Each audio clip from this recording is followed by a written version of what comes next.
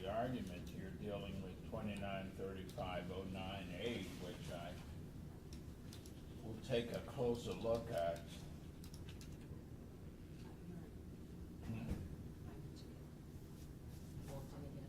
You're not in? Okay, I'll start over then. All right, I reviewed the motion to dismiss that was filed at 12/17 today. And then just a quick review or reading of it. And I know defense hadn't had an opportunity to respond to it, but 293509A, I believe, specifically deals with felonies. And while the lower subsection of that deals with misdemeanors, I believe. So therefore, I will review it further and afford the state an opportunity to comment if they desire to do so. And then I will issue a ruling accordingly.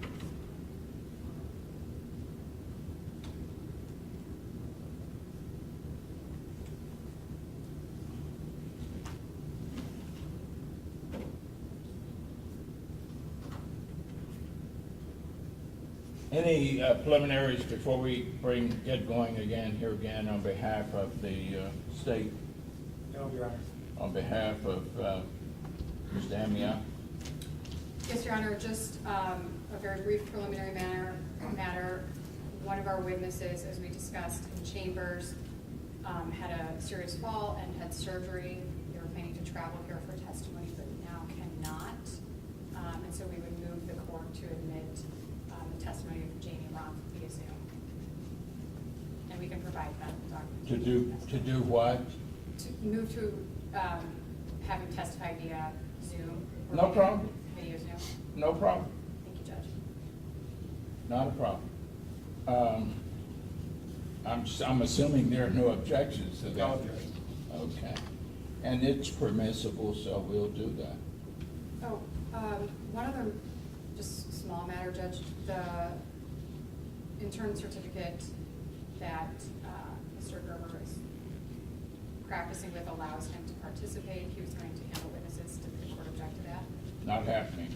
No? No. Okay. Yeah, not happening. Not anything against you, sir, but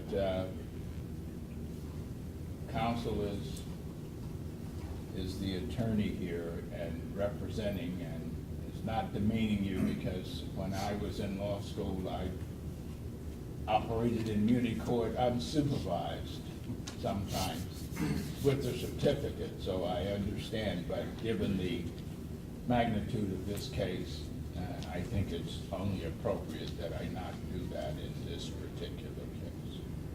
Thank you, Judge. All right. Anything else? Okay. All rise.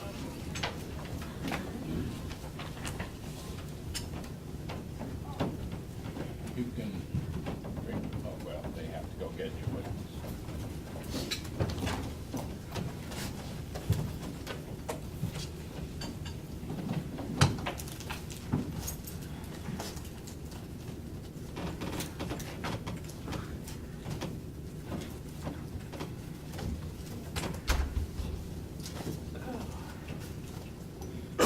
You may be seated, and if you would, bring our witness in. Hope you had a good lunch. We're ready to go this afternoon, and we'll be hopefully on pace.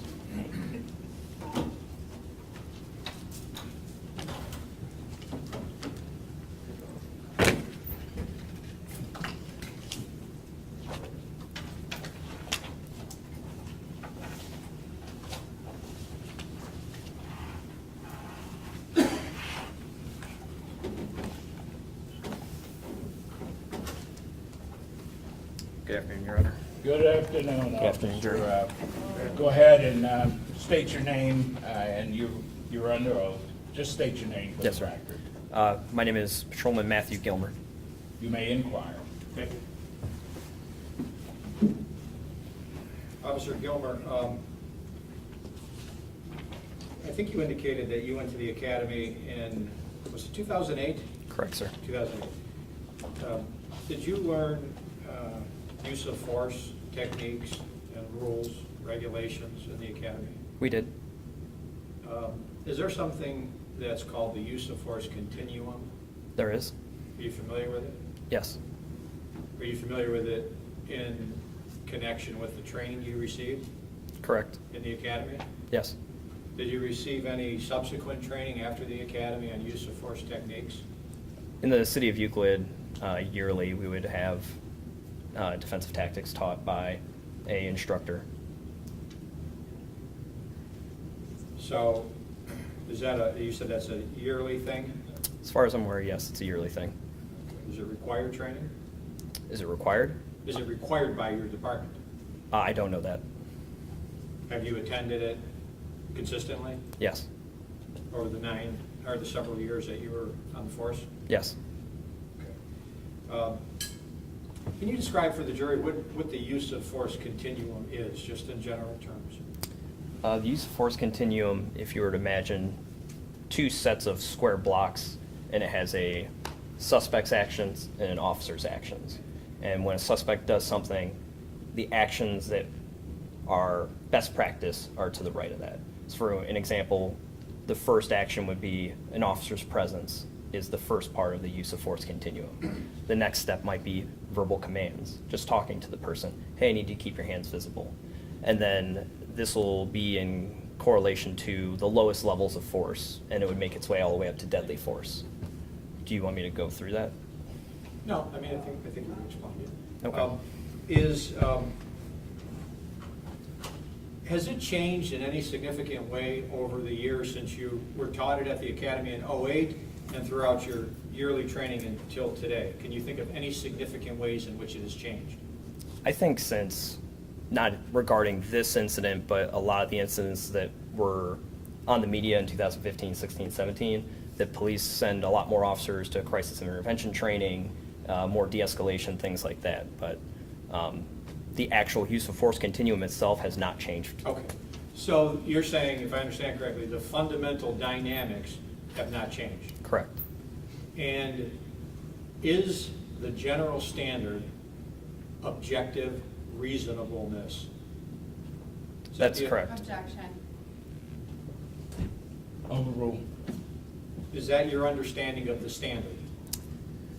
If you're asking, there's a Supreme Court case called Cram versus Connor that established reasonable objectiveness is what officers would be judged on when they use force. So when we use force, it's from the standpoint of another reasonable officer, not Okay. necessarily just a random person that you find on the street.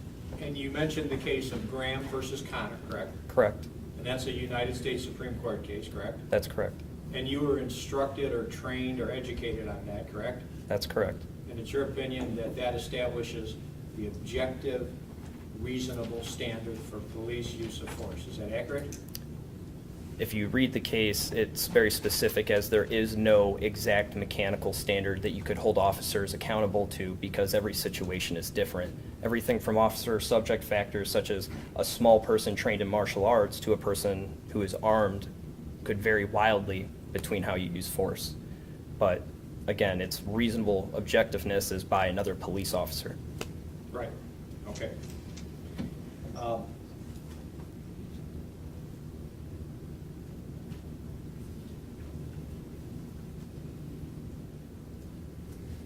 You testified about your familiarity with leads, just to refresh, correct, prior to the break? Correct? Yes, sir. You know how to read the leads, correct? Yes, sir. Did you run any leads in this case on either Caraballo or Hubbard? I don't know if I recall specifically if I ran it, but I would imagine so, as I wrote the traffic citation, I believe, for Mr. Hubbard. So I would probably have looked at whatever was there. I would have seen a physical copy at some point.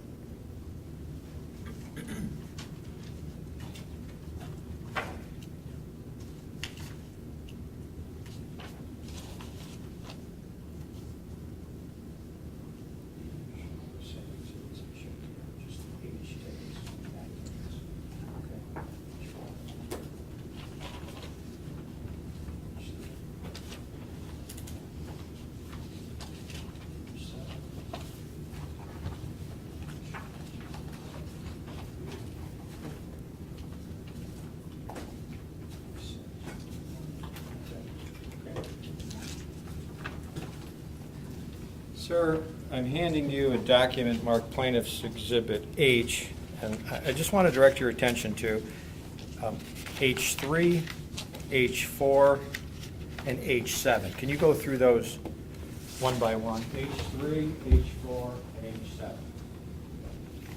Just identify them for the record. H3 is the criminal summons for Ms. Caraballo that I wrote. And what is that for? What offense? That is for the offense of resisting arrest. So that's Caraballo resisting arrest. Correct. You said H4, sir? H4, correct? Yes, sir. This is another criminal summons for disorderly conduct against Ms. Caraballo, in which I wrote. And then H7 is...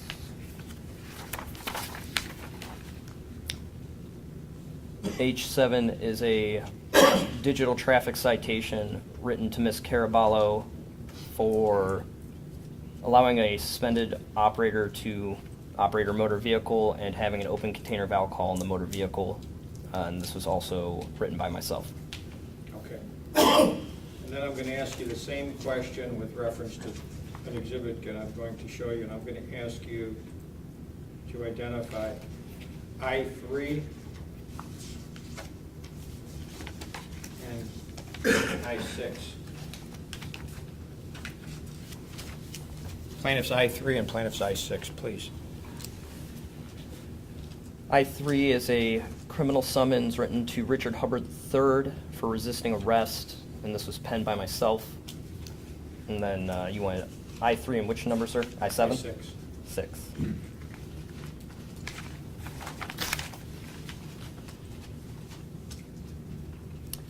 I6 is a electronic traffic ticket written to Richard Hubbard III for driver's license suspension, red light violation, and it's it's not the greatest photocopy, but it looks like 33501, no license on Pearson, and it is penned by myself, and it referenced the report number. Okay. So you recognize those 6 or 5 tickets as being written by you, correct? Correct. Some are criminal, some are traffic, right? That's correct. Did you witness all of those events that you wrote the tickets for? I did not witness the red light violation.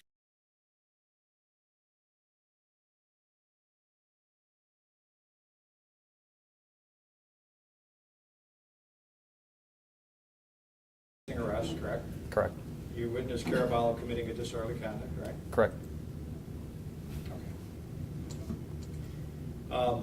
Do you know what happened to all of those charges? Yes, sir. They were all dismissed. They were all dismissed by who and where? They were dismissed by the prosecutors in the city of Euclid. So you don't remember running the leads, right? I just don't recall if I was the one who actually went on the computer and ran the leads. If you have my leads inquiry and I did it, then I did it. But I know for a fact I at least looked at a printout at some point. Okay, at some point you looked at a printout. Yes. Do you remember as you sit there today, what kind of driving under suspension it was? I don't recall. It's not listed here either. It looks like the only box checked is suspended. I'm sorry? For Mr. Hubbard, the only box I see checked is suspended. I don't recall if it's a non-compliance or a failure to reinstate or anything like that.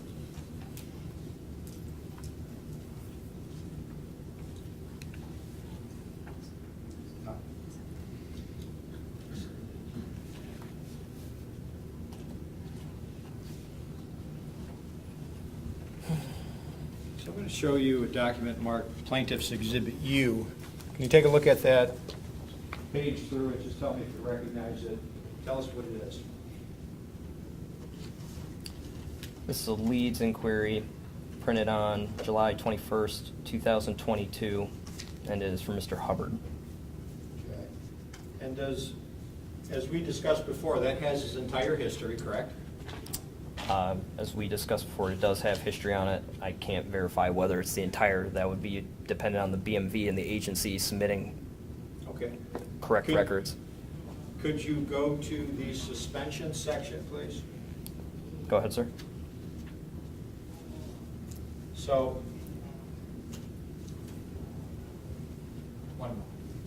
What exhibit is that? Your Honor, this is plaintiff's exhibit U, as in uniform. You? Yes, sir. Thank you.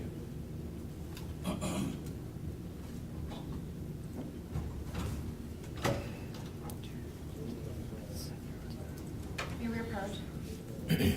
You may.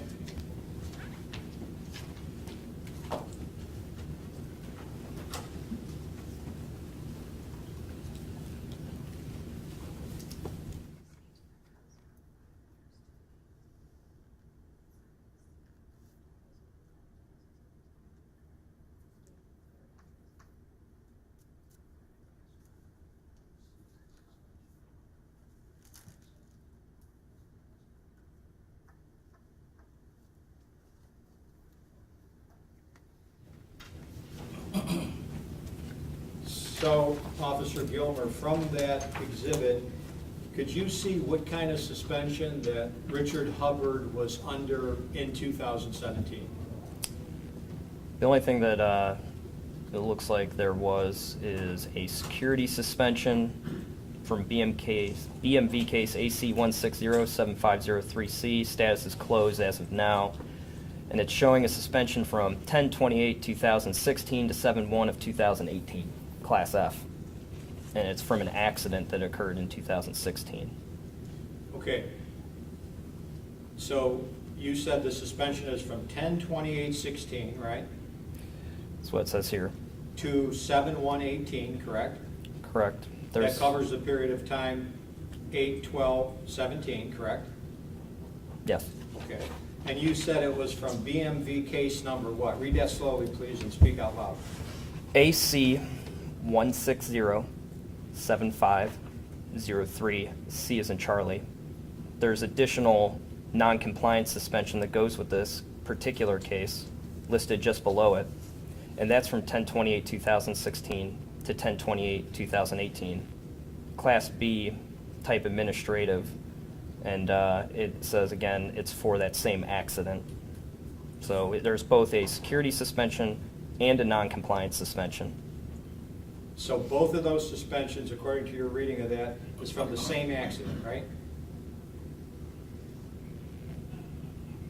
That's correct. And the accident date is what? The accident date is 7/1/2016. 7/1/2016? That's what is listed on this paperwork, correct? Okay. And those are the only suspensions, or I should say, are those the only suspensions that were in effect for Richard Hubbard, according to that document, on 8/12/2017?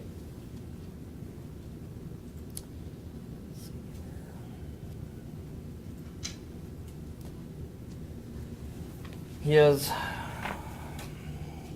two previous non-compliance suspensions. I'm talking about the date, 8/12/2017. I just want to make sure that what you're seeing there is a suspension, are the only two suspensions he had that were in effect on 8/12/17. I have to be honest, I'm unsure because there's a clear date for the two others of 2/9/2021 for an FRA on this one. And then there's a clear date on this one of 12/25/2018. Okay. So I don't know if they were in effect at the time. With reference to those two suspensions that you just mentioned, what are the dates of suspension? I see 2/19/16 to 2/19/17. It says Okay, Class hold C. on. before you go any further. Mhm. So for that suspension, you see 2/19/16 to 2/19/17, right? Mhm. So that's prior to 8/12/17, correct? Yeah, but there's an important part you're leaving out here. That's, he had a FRA that was required from 2/19/16 to 2/19/21, and any lapse in that insurance would have suspended his license the second he didn't pay it. I don't know if that was in effect at the time, and it won't reflect it on here. Okay. Because that can go from suspended to compliant from one day to the next if the BMV changes it. So, as far as this paperwork is concerned, yes, there was only 2 open suspensions that I can verify out of the 4. Okay. And that's what you wrote him for, right? I did write him for driving under suspension, correct? Now I'm showing you plaintiff's exhibit T. I'd like you to identify that for the record. This is Ms. Caraballo's BMV printout. Reflects the same information except for Ms. Caraballo on this paperwork. Okay, now, does it show that Ms. Caraballo was also suspended for that same accident date, to wit, 7/1/16? I see. Give me 1 second, please, while I review it. Which date are you looking at specifically? Well, I think you testified earlier, just for clarity, that the suspensions for the Hubbard suspension, and I can give this back to you, were from an accident dated 7/1/16. Just verify that. I appreciate that. It's easier to read this when you have both next to each other. So the question is, were the 2 suspensions for Hubbard resulting from an accident on 7/1/16?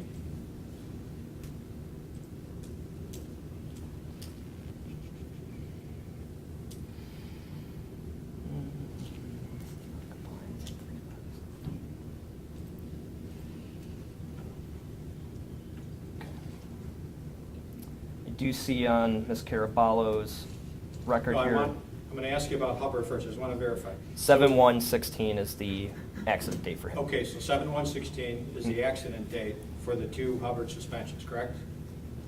Correct. Okay, so I want you to look in the Caraballo document and tell me if you see a suspension there related to that same accident date, 7/1/16.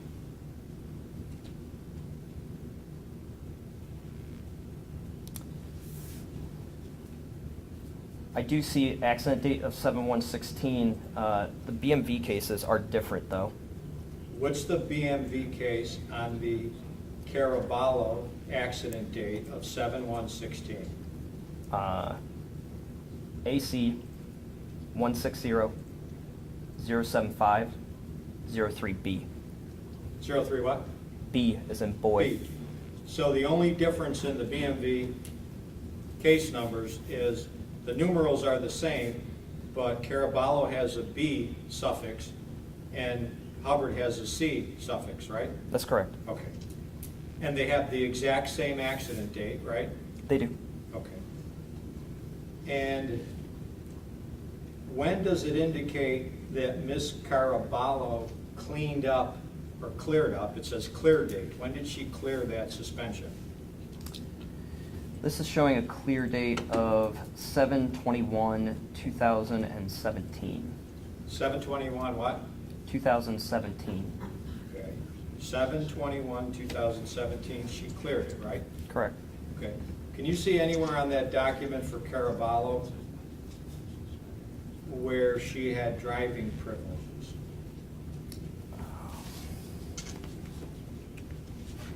Generally, that's not listed on a BMV record. They'll have a paper copy given to them by the courts to present to an officer showing said driving privileges. Check that. I wouldn't see that here. The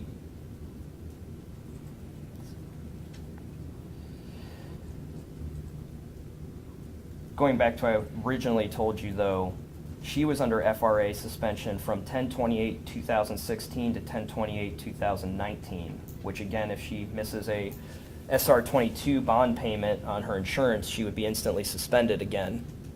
If she missed a payment? If she missed a payment, if you're a day late, the insurance company will contact the BMV, say that you aren't in compliance with your SR22 bond, and now you're going to be suspended. So even if she cleared it on 7/21/2017, the previous case shows a longer filing date that she had to hold an FRA, and if she didn't have that FRA paid, she would be suspended.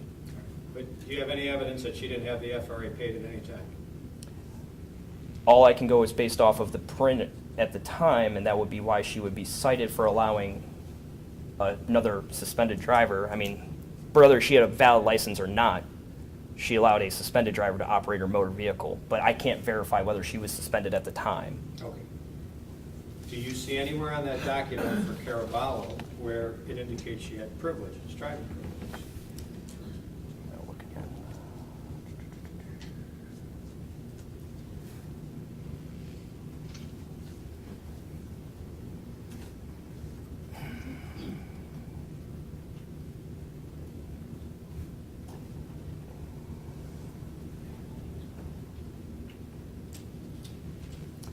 I don't see anything about driving privileges on page 1.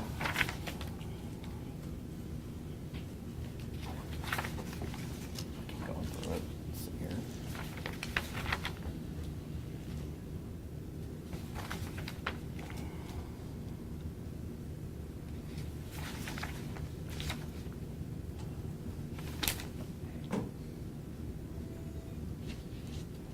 I don't see anything here about driving privileges. Can you, do you see it, and I may be missing it?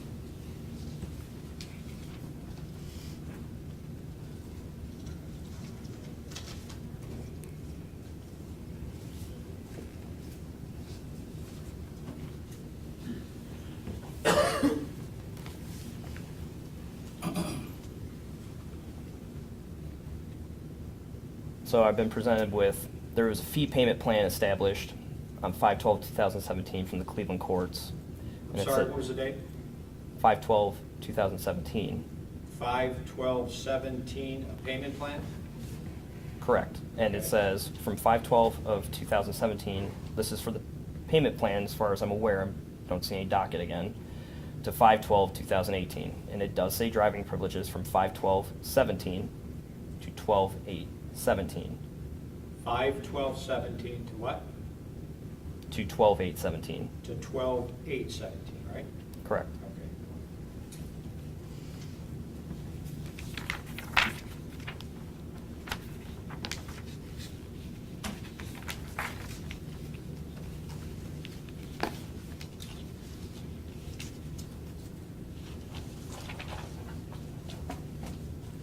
When you were standing next to the silver Hyundai, when Officer Amiott was standing on the driver's side conversing with Mr. Hubbard, did you hear what was going on? Yes. Did you document it in your report? I believe I stated something to the fact that Mr. Hubbard was a little bit nervous, and if you give me my report, I could recollect exactly what I wrote, but I've watched this video, unfortunately, so many times for this, the previous case, and things like that, that I would have to look at my report so I don't misquote myself. Well, did you ever, at any time, did you ever smell a strong odor of raw marijuana? I remember smelling marijuana, but I can't tell you if it was while I was standing outside of the car, but since I was the one who helped recover it, yes, I absolutely smelled a smell of marijuana. Did you put it in your report? I put in my report that marijuana was recovered. Patrolman Amiott put in his report because they were done at the same time, but I can't testify to what he smells. And I thought putting in my report that I recovered marijuana kind of spoke for itself. Okay. So you put in your report that you found marijuana, correct? Correct. How much marijuana did you find? It was a very small amount, probably that of like somebody rolling a cigarette when it falls on the floor. But it was recovered and then is submitted to narcotics like normal. Okay, Roger. I'm showing you a photograph that's marked Plaintiff's Exhibit R. Can you identify that? Correct. That's a photograph taken of the center console as indicated in my report where the marijuana was located. Is that all the so-called marijuana you found? As far as I'm aware, yes, there was a very small amount in there. sure that was marijuana? I don't have the state lab tests, but I've been around marijuana my entire career. I'm in a drug and gun unit currently assigned. I would be able to absolutely tell you that it smelled of marijuana, but I can't tell you what the THC content was. I didn't have any testing equipment on site. I would reference whatever the state testing lab would say it was. I suspected it to be marijuana. Did you charge him with possession of marijuana? Generally, we don't submit a charge like that until we get state results back. So the answer is you didn't charge him with marijuana? I did not charge him, as far as I'm aware, with any possession of marijuana. Are you aware of whether anybody charged him with possession of marijuana? I doubt it because of the case being dismissed. So Did you collect that marijuana? I located it. Patrolman Ferrito collected it, photographed it, and submitted it, as far as I remember from my report.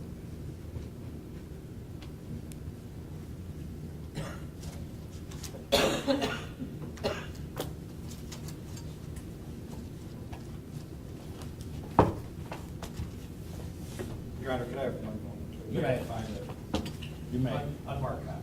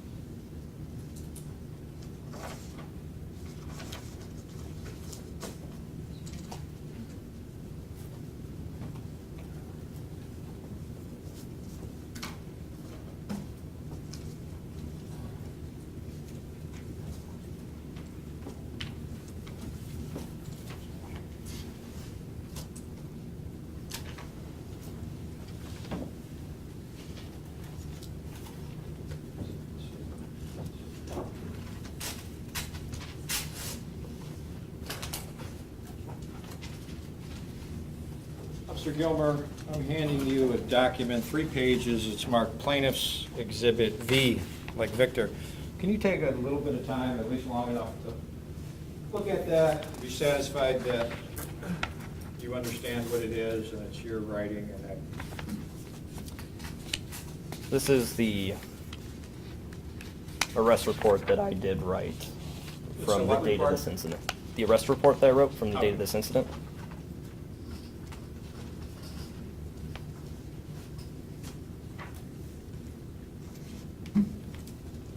First of all, I'd like to ask you, is there any place in that report that you indicated that you smell marijuana, whether it's a strong smell of raw marijuana or just a smell of marijuana? No, there's not. Okay.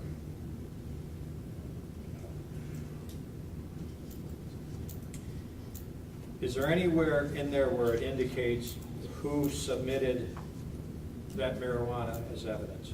Yes, on page 2 it says that Patrolman Frito collected it and submitted that as evidence. Could you look at page 2, the second last full paragraph, and refresh your recollection on that? Patrolman Frito photographed the location of the marijuana. No, just read it Oh, to okay. yourself. Okay, sorry. Sorry, Your Honor. Oh, my apologies, everyone. I did put in here that I submitted to evidence, so that is my mistake. So, Farito found that, right? I located it. You located it. Correct. Farito photographed it. Correct. So that photograph was taken by Farito, That's correct. Officer Farito? Yes, sir. Do you recognize that photograph, or I should say, does that photograph, to the best of your knowledge, accurately depict the location of any and all marijuana that you claim to have found, or that you found? Yes. Okay. And that indicates the center cup holder, right? I believe it puts center counsel. That's center console, right? Right? Yes. And there's a Planet Fitness badge there, correct? Yes. Just for reference. And there's another badge there, like a work badge, right? That's in the cup holder behind it. That is not containing the evidence. But does that photograph reflect a number of specs that look like tobacco or marijuana or whatever? Is that what's reflected there? No. What's reflected there? Marijuana is typically green, and the tobacco, which is clearly behind it in a separate cup holder, is brown. Okay. So the marijuana that was photographed and collected is in front of it and is a different color. And you're saying that you see green marijuana in that picture, is that what you're saying? I'm saying that the picture is blurry, if that's what you're getting at, but I was witness to this event, and I would testify that that is marijuana to the Okay. best of my knowledge. Did you find a usable amount of marijuana there? I wouldn't be able to determine what a usable amount is. It's, at the time, an illegal substance, an M1 in the city, and regardless if you had a spec or 4 pounds, I mean, it would still be an illegal substance. Did you say it's an M1 in the city? Formerly, at the time, it was an M1 in the city. It is now a minor misdemeanor. Okay. When did the law change? Several years after this incident. Do you know when? I do not. You do know under the state code, it's a minor misdemeanor, right? I understand, but the city has the right to make it a higher. Sustained. Let's move on. But you didn't write him any tickets for marijuana, right? Asked and answered. Move on. Correct. It's not your first testimony. When he objects ours. Yes, Your When I Honor. say something. My don't apologies. answer. Do not answer.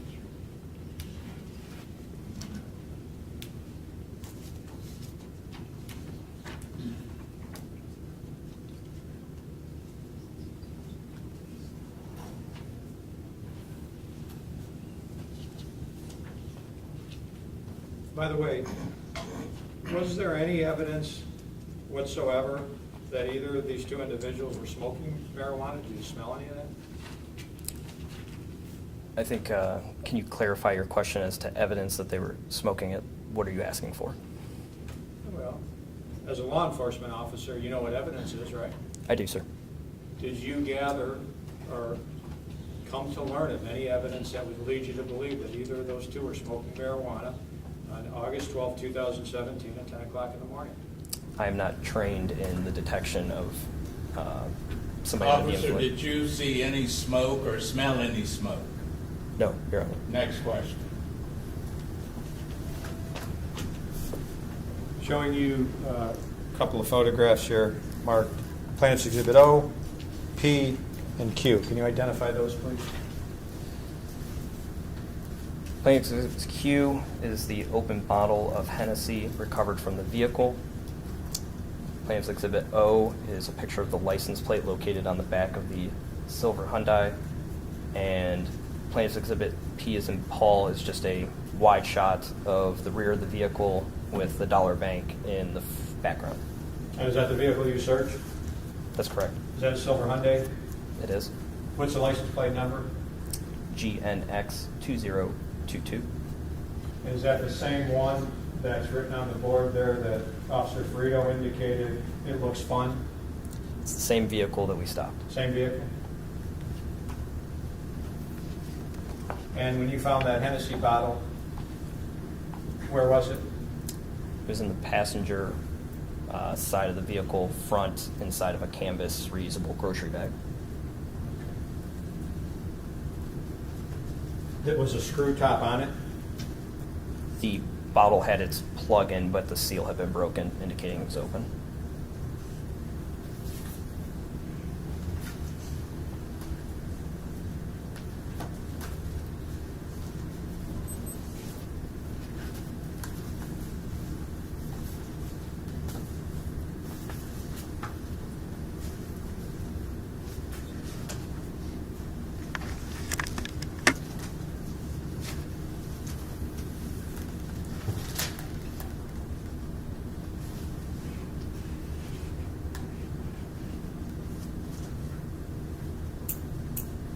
Did you see Richard Hubbard produce his ID for Officer Amiott? Yes. And did you see him do that before he got out of the car? Yes. Did you see Officer Amiott put that in his pocket? I don't recall. I thought he put it on top of the vehicle. Do you recall that he put the keys on top of the vehicle? I don't recall. I can't remember if it was the keys or the ID, so I'm not sure which. Okay. But you do recall that Hubbard handed his license to Amiott, correct? He handed his Ohio ID card to Officer Amiott, yes. Do you know whether Officer Amiott then ran that information on Hubbard's ID? Not at that time, no.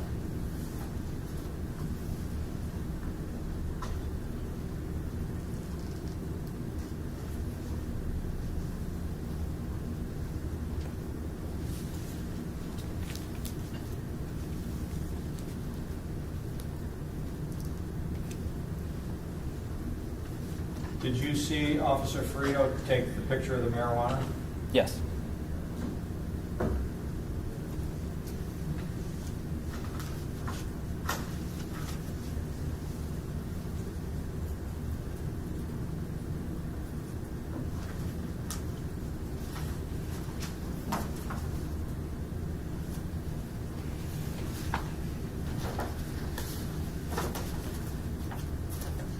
One moment. Let me just plug this in.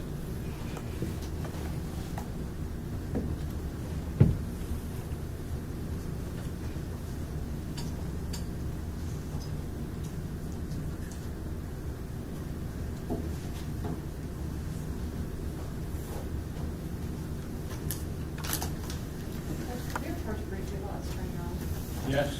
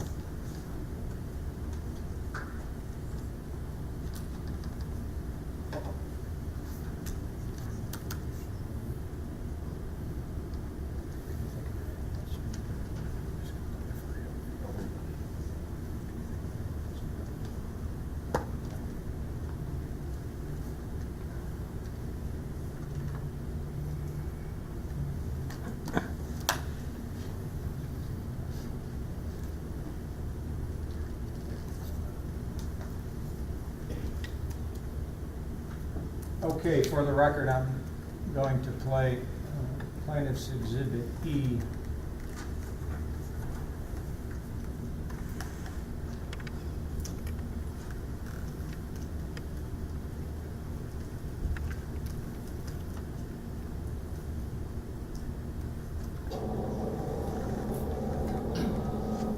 Tell me if just from that depiction, and that's 34 seconds on the screen, whether you could tell whose dash cam that is rolling up on the scene.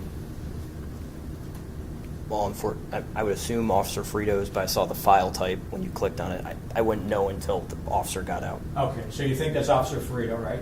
As far as I know, yes. You're right, okay. So when you see that vehicle pull up at 35 seconds, whose cruiser is this? That would probably be Patrolman Amiott's. And at this time, is Amiott in the cruiser? If you hit play, I think he might be outside of that. I don't Okay, know. We'll come back to that. Do you know who this is standing here? That looks like myself. And then Maybe. there's someone standing back there. Do you know who those two individuals are? I don't know. I Okay, can't I'm gonna identify the play. person Okay. behind them. So it looks like maybe that looks like Patrolman Parkin and me. All right, so who's this? That might be Patrolman Parkin. So I think that is. Okay. And you see him talking to someone in this vehicle? I do. Who's he talking to? I would assume Officer Amiott, but I can't tell. Okay.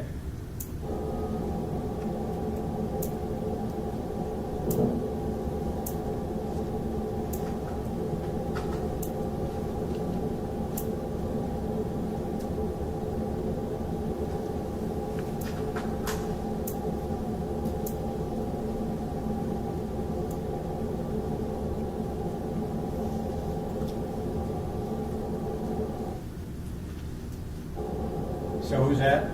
It's Patrolman Frito and myself. So does that tell you that that is Officer Ferrito's cruiser? I would assume yes. Okay.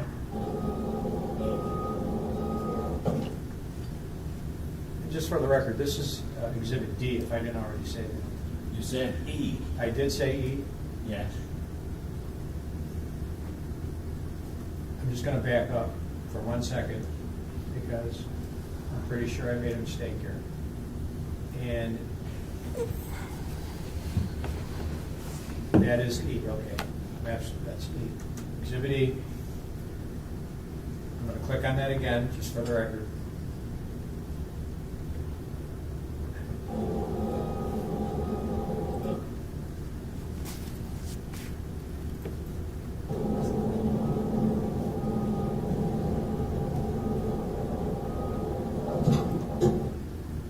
Who's that?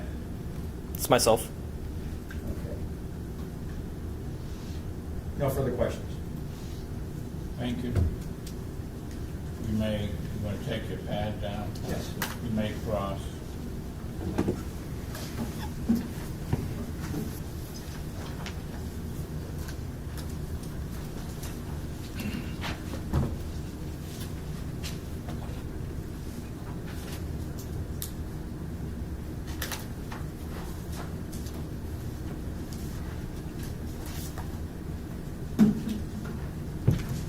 Good afternoon, Officer Gilmer. Good afternoon, Defense.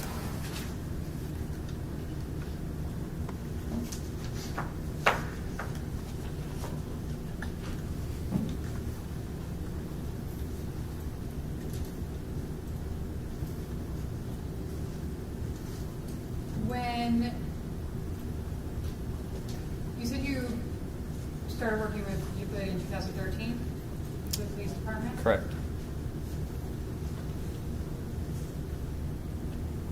And by 2017, how many car stops do you think you had participated in? Probably well over 1,000 at that point, if not in the high several hundreds. Had you ever been aware of anyone being disciplined for pulling someone over for a stop bar violation? I had not heard of anybody ever being disciplined. It would be very unusual to discipline somebody for a certain section of the subordinance or the law. Okay. And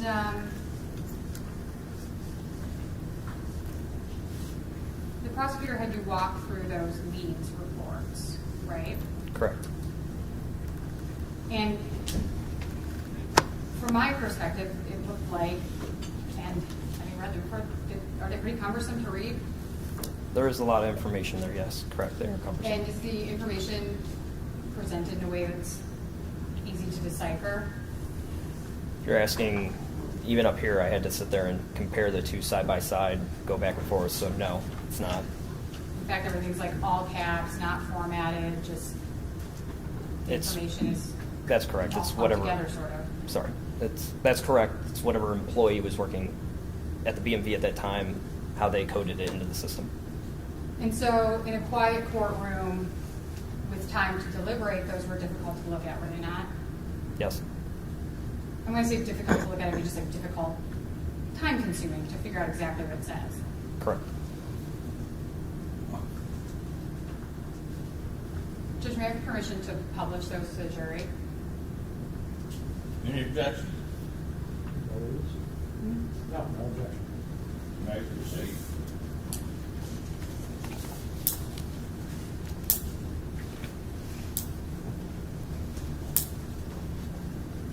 So certainly then, when you're in your cruiser,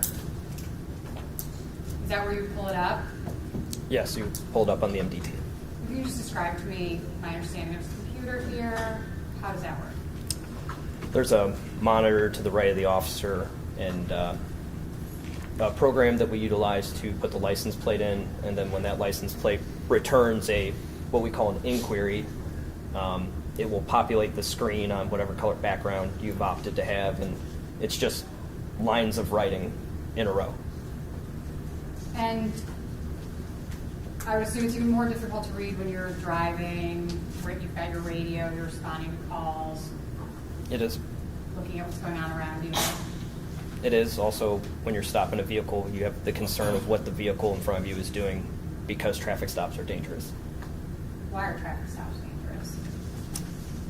Regardless of what you pull up on the computer, it doesn't reflect whether A, that's going to be the person inside the vehicle, and B, there's no way to know a person that you're stopping's intent or what has happened to them throughout the day, or if they don't like police, or if they have wants or warrants and they're not the registered owner. So there's multiple unknown factors when you make a traffic stop. Is the dangerousness of traffic stops part of your OCADA education? It is. Is it something that's emphasized in police work? It is.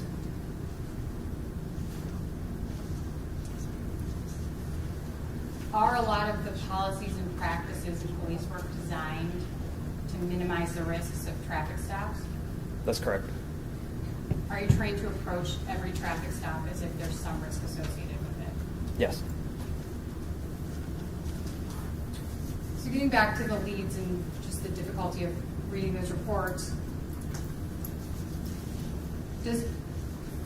are there alerts that come up when you put it into your cruiser? Sometimes. They can be sometimes false alerts and sometimes they're good alerts. The alert could be for a sex offender, or it could be for somebody who's wanted or suspended, even missing. So without meaning this case necessarily, if someone's driving and it comes up driving under suspension, if you run their leads, might it come up in red or a different color, something to alert you that there was an issue with that? Correct. The computer, when it's working right that day, it will actually say, like the driver is suspended, like a verbal, not tone, but it'll say suspended or wanted, and then it'll be in big red print at the top of the screen. Do you recall, I think you don't recall specifically those leads that they testified? Correct. I don't remember if I ran the plate while I was driving.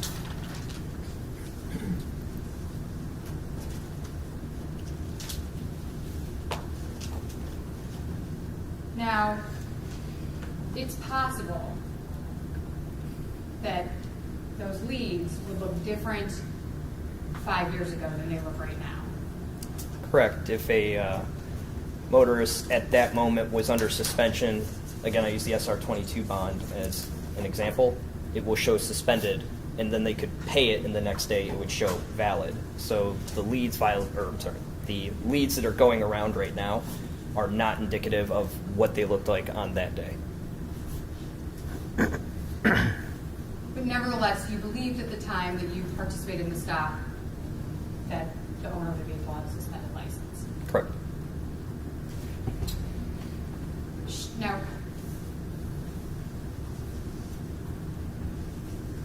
she was not, sorry, this,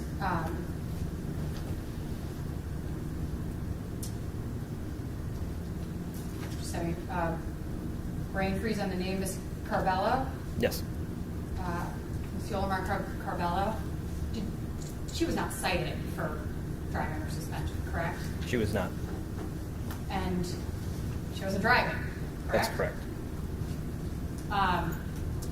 So even if you had misread the leads, the issue, but she wasn't charged for something she didn't do. That's correct.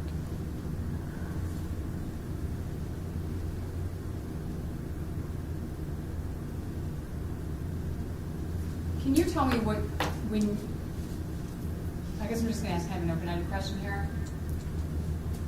Can you tell me about the traffic stop at issue from your perspective?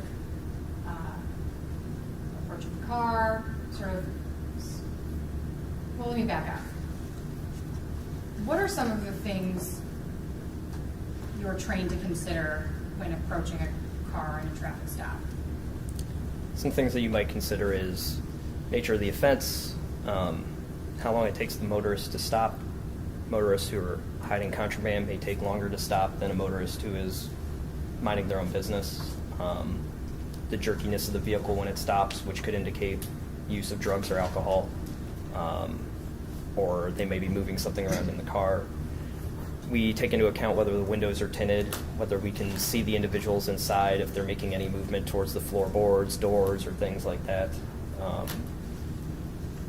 We would take into account anything that we could see wrong with the vehicle that looked out of place. Maybe the license plate doesn't match the vehicle, which might indicate a stolen car. When you approach the vehicle, each officer is different. One may approach from the driver's side, while others may approach from the passenger to help mitigate safety concerns. Unfortunately, there are dangers of walking up to the car and not being able to see an individual's hands. They could have any number of things in their hands, or they could be hiding something. These are all things that you're paying attention to before you even make contact with the motorist.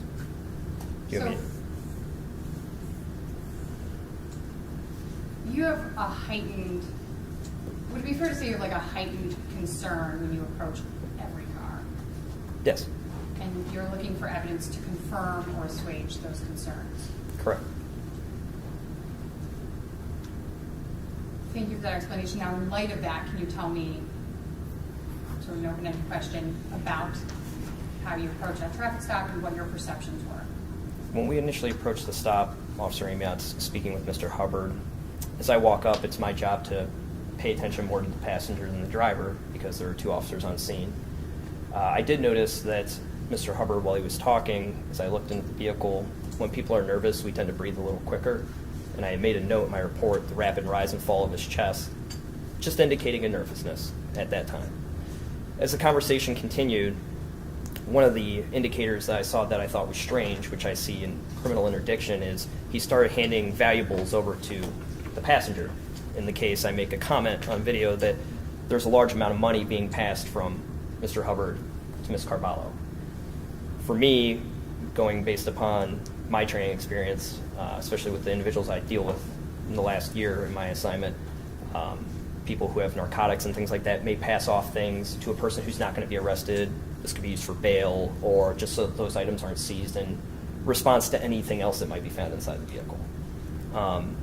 When Officer Amiott asked Mr. Hubbard for his keys, this was done both to protect Mr. Hubbard and ourselves so that the car can't be utilized as a weapon or a way to flee, and it keeps the public safe because obviously the motor vehicle can't go anywhere if the keys are been removed from it. I'm gonna interrupt for a second, if you don't.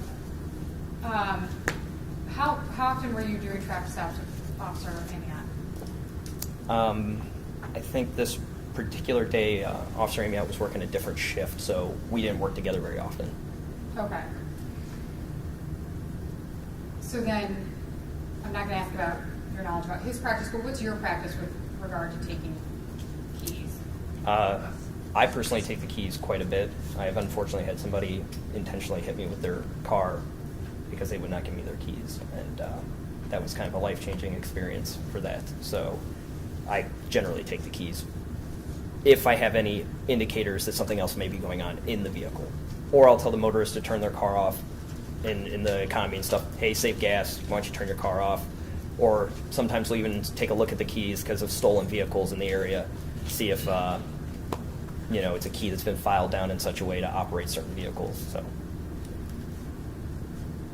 So you talked about your experience sort of shaping your practice. Correct. Do you think that's common among officers? Yes. Like you have something of note, go down in one of your interactions, and so that's something you always keep in mind going forward? Correct. I think that when you do any kind of patrol, like say you're doing patrol where you're looking not just for traffic violations, but serious offenses, generally we tend to be a little more cautious than we would be if I was on a traffic grant and my sole duty was to ensure traffic safety that day. My heightened awareness is still going to be there, but when I believe that there are other factors, I'm going to start to put practices into place that keep me and the motorist safe. You've heard that have you heard that saying, like, you either succeed or you grow? Correct. Like where something goes wrong, that's always going to be a more compelling learning opportunity? Yes. So in your case, you almost always take keys? Correct. Because you got hit with the vehicle. Yes. And so, your experience within the police department, do you think each individual officer sort of has an imprint of practices that they emphasize maybe more than other practices? Yes. Precautionary practices? Correct. Okay, if you could kind of continue to some of the other things you were... One of the things I noticed was, kind of rewind for a second, Patrolman Amiott had asked Mr. Hubbard for his license, and Mr. Hubbard had stated he didn't have his ID on him. And when I believe Patrolman Amiott started to ask for his name and information, he produced an Ohio ID card. For me, that would be a red flag because you're supposed to have your operator's license on you. And why would you not tell the truth right off the bat? Like, I asked you for your information, you know you're supposed to provide it, you tell me that you don't have it, and then you pull it out of your pocket and hand it to me. So, is he concealing his identity to hide a warrant? I mean, we don't know who the operator is because the license plate didn't reflect it. So, now we know, okay, maybe there's a possible suspension issue or a warrant. So that raises the awareness a little bit more. So that might be one indicator that we pay attention to. Officer Amiott asked for the keys. When Officer Amiott asked for the keys, again, Mr. Hubbard was hesitant. Why? Because he asked him to. I can't sit on the side of the road and explain to you, for however long that it takes for you to feel satisfied to just simply hand me your keys. So after the second time, Mr. Hubbard gives him the keys. At this point, the things I'm starting to notice is, again, with Mr. Hubbard's rapid breathing, maybe trying to conceal his identity, hesitancy to hand off the keys, passing large amounts of valuables. Again, I don't know, I didn't count the money, but handing over a money roll in a rubber band to his passenger. And there was one other, at that point, I believe Mr. Hubbard started using some racial slurs to describe, I believe, myself specifically. So it's one of those things where it's like, looking back at it now, I have a different view of what I thought then, but at the time, I was fully convinced that there was some kind of illegal activity going on besides just driving under suspension. When Mr. Hubbard started using, again, racial slurs, not being polite and things like that, that's an indicator to me that he's agitated. Okay, I'm sorry you were pulled over today, and I know you're agitated, but this is a minor traffic stop. And all those factors together really started to raise the alert level of what was going on. Counsel, would you shut that, please? Down. You may proceed. Sorry. These factors are not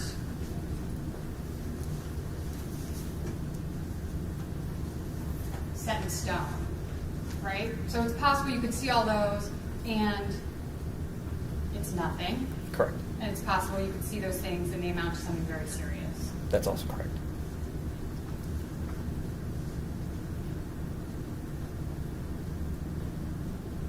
But you're really left to just make guesses based on little bits of evidence. Is that fair to say?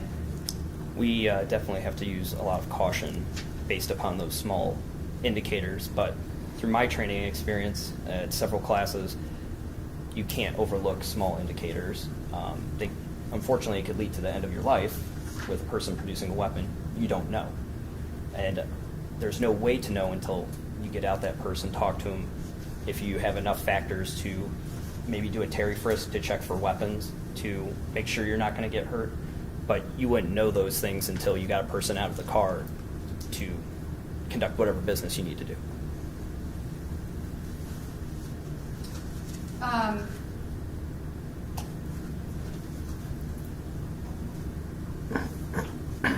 What was the is there any significance to Officer Amiott asking Mr. Hubbard if he was upset?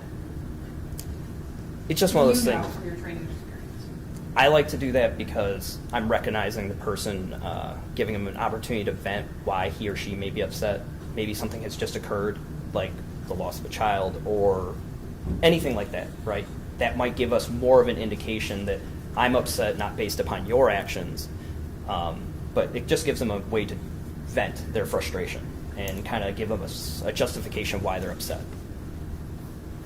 Is that part of your training? To allow people to, Yeah. yes, we are often told that if you can allow a person to vent, especially on traffic stops, because no one likes to get a ticket, that could help the process be less abrasive or it humanizes. I'm sorry, I can't pronounce the word, but it gives the person, Humanize. thank you, humanizes a person as opposed to treating them like a statistic. Is it a de-escalation technique? Absolutely.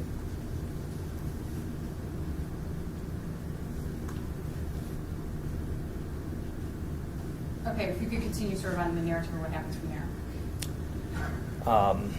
After the money is handed off to Ms. Carballo, I make the comment because I can't,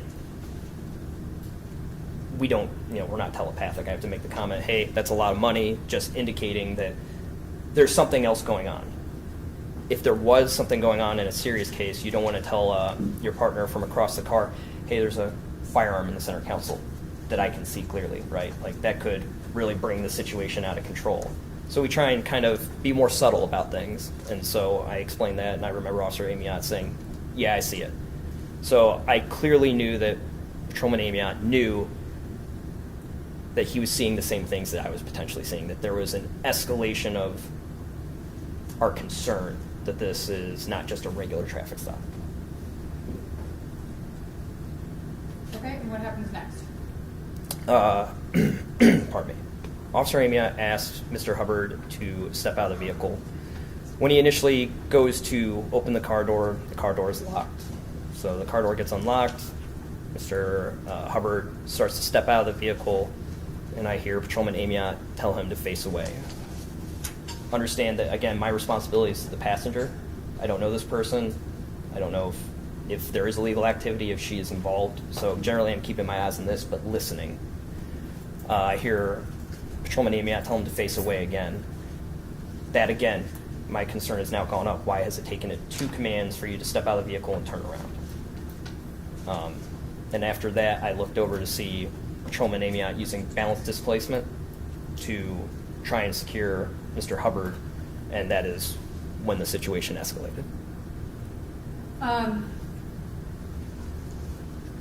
We've all seen the video. You've seen the video, I assume? I have. Officer Amiott says sort of quickly 2 times, face away, or whatever language he uses.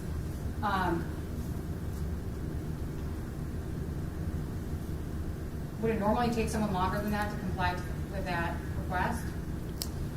You can't speak on every person's behalf. You don't know what the driver's intent is. And that's the problem that we run into, is the driver's intent to push past you and flee, is the driver's intent to create a delaying tactic to make a decision on what they're going to do. I can't speak to how long it would take Mr. Hubbard to turn around, but asking him to step out of the vehicle, he immediately complied, but when he was asked to turn around, he did not.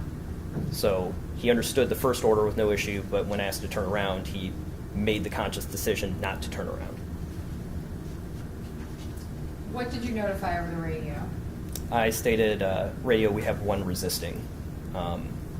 This lets every car in the area know that we have a person that is not being compliant and that we would need more units to come to that area. And what was it that you saw that you identified as resisting? When Officer Amiott used the balance displacement technique, Mr. Hubbard had spun towards the car, and then generally, again, following that use of force continuum we talked about earlier, we now will be authorized to use a takedown, and I saw a failed takedown technique where Mr. Hubbard was trying to keep himself upright by grabbing onto Officer Amiott's upper shoulder and lower side. That escalates the situation to, we've gone from not listening to pushing away, not complying. That's where, and now we're at wrestling because we're jockeying for position of dominance at that point. When I watched Officer Amiott moving laterally away from the vehicle, because it goes from what I thought, not what he told me later, I thought he was attempting to do a leg takedown or 3 leg sweeps. I did not know at the time that he was attempting to do maybe a leg strike or a knee strike. So that escalates me even further because I'm like, wow, this guy's really trying to either get away or create a distance from Officer Amiott by grabbing onto him. A compliant person would announce, hey, I don't want to fight, I don't want to do anything, I'm good. But the entire time from the start of the interaction with Hubbard until he was handcuffed and secured in another car was either calling officers out of name, using racial slurs. At no point is he like, hey, I want to give up, I want to be compliant. He gave no indication that he was trying to be cooperative with us. At that time, since we're at the use of force... Stop you there. Does your training allow you to use force because someone calls you a name? No. And you're not trying to suggest that his name calling authorized No, not at all. any use of force? The reason I bring it up is sometimes it's considered fighting words.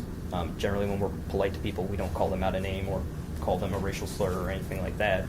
If we want to be compliant, we don't generally use that language. That language is indicative of not being compliant. And the only reason that Patrolman Amiott had even utilized force... Come on. Answer the question. Sorry. Drifting off as to why he did what he did. Yes, Your Honor. All right, next question. If I showed you Euclid's force continuum, would you be able to identify that? Yes.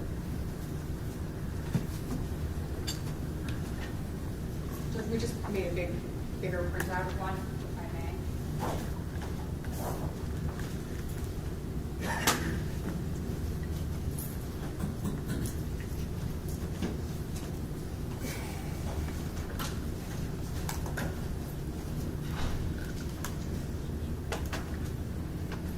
Officer Gilmer, can you identify this? Move it to need to, Counsel. Do you want me to move it? No.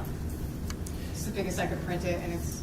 That's the Euclid Police Department's use of force continuum. It is the suggestion of what the officer does to the individual's actions. Okay, and so, can you tell me how this works? So, your understanding of how this works, like what's on this side, what's on this side? Yep. Generally, whatever the individual does, best practice is that officers can always go one step above what the person does to ensure compliance. Generally, we try to follow it as best as we can. So, not responding to commands, verbal or physical danger cues is one of the first things that we look at. To the right of that is the officer presence. in this case the traffic stop, talking to a person, assistance, balance displacement, and the escort position, which might be used to simply put somebody in handcuffs and physically move them to a new location.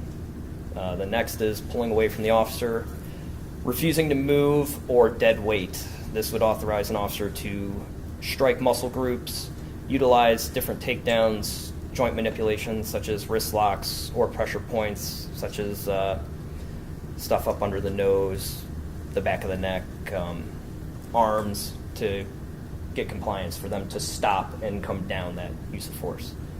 Next is wrestling with the officer or pushing them. You're authorized to strike, punch, kick, use aerosol, electric devices such as a taser, and baton restraints, which is not to be confused with baton strikes. And then punching, being striking or hitting the officer with something, or kicking. We move to baton techniques or vascular neck restraint. And then finally, weaponless or weapons used against an officer, attempting to disarm the officer, or life-threatening weaponless assault would allow for the use of deadly force.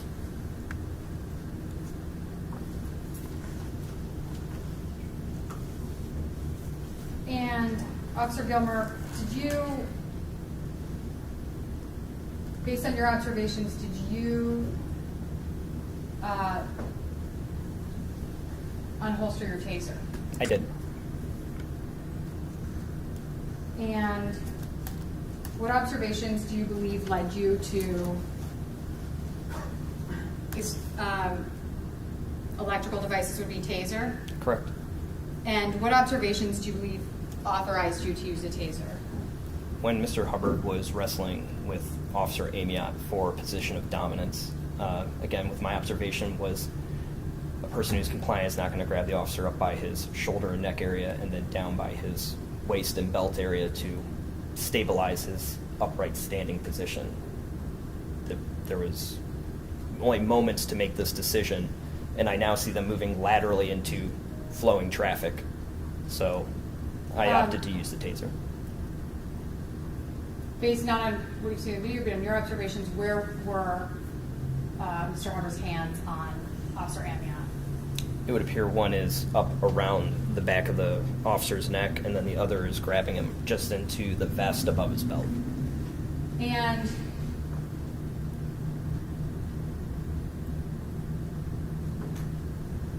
were you charged with any kind of use of force violation as to Mr. Hubbard for deploying your taser? No. But in fact, something you did go wrong. Say again? In fact, there was an issue with the taser. Correct. Can you tell us about what happened with that? So, well, Mr. Hubbard and Officer Amiott are linked together. My intent was to utilize the taser as trained by deploying it in Mr. Hubbard's lower back area. While the altercation is going on, both the officer and Mr. Hubbard turn. The taser fires two probes. They're like needles with small bits of copper wire to them, and they go at a spread. That spread's about 12 degrees. And when I deploy the taser, it hits both Mr. Hubbard and Officer Amiott in the leg. And since they're touching each other, the way electricity works is it completes a circuit and follows that conductor. So it tased both individuals. And did there come a time where you tried to remove the probes? Correct. I knew what happened immediately when this occurred. Two things are going through my head is this is not good, and it was embarrassing. So as I go to grab Officer Amiott to separate the two, not realizing that I've just completed the circuit now on 3 individuals. And unfortunately, we all get tasered and fall to the ground. Part of that taser's job is to lock your muscles up so that a person could be handcuffed while under it, or so they stop doing whatever they're doing. And unfortunately, it incapacitated all of us it goes for 5 seconds total, but probably all of us for 3 to 4, I would say. Is that the moment we see on the video where Officer Amiott and Richard Hubbard fall to the ground? Correct. And sort of all 3 of you are screaming? That's correct.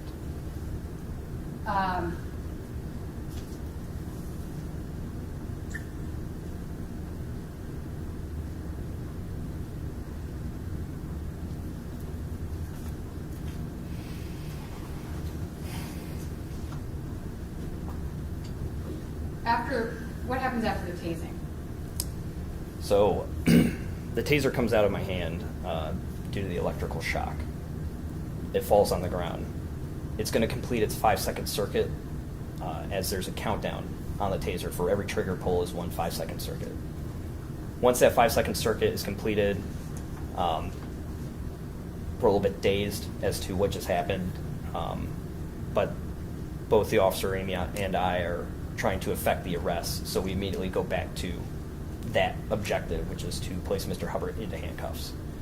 At that time, I would have to probably review the video a little bit to see exactly who positioned where, but I remember seeing Mr. Hubbard's legs moving in a manner which is also noted in my report as if he's trying to get up, so I can see him trying to gain what's called a base to get Officer Amiott off of him. So I sit on Mr. Hubbard's legs behind Patrolman Amiott to keep him from kicking and pushing, to be able to stand up.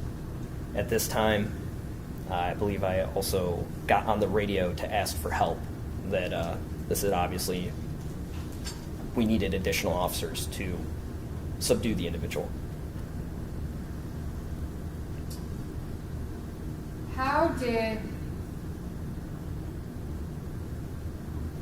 What did you see or hear with regard to Ms. Carvalho's conduct? From the start, when Officer Amiott moved laterally with Mr. Hubbard while there was wrestling going on, I heard her telling him, "Don't fight." After the tasing incident, I specifically remember seeing her come out of the car and standing about 3 to 5 feet away, saying, "Bae, stop fighting," just repeatedly over and over and over. In my report, I noted once or twice, but it was pretty consistent throughout the entire incident that she was telling Mr. Hubbard to stop fighting with us. And that's when he obviously yelled at her to get a phone and called her the language that he did. Do you remember her saying anything while still in the vehicle? Just as right before Mr. Hubbard got out of the car, pretty much trying to calm him down, like, "Babe, just don't fight." Like, I don't know what the reasoning for that was. I don't know if it was because he was upset or... No, objection. Next, sustain. Strike the comment after don't know. Next question. Did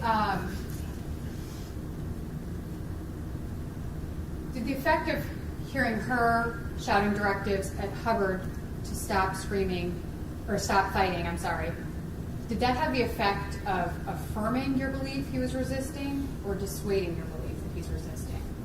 It would affirm what I was feeling and seeing.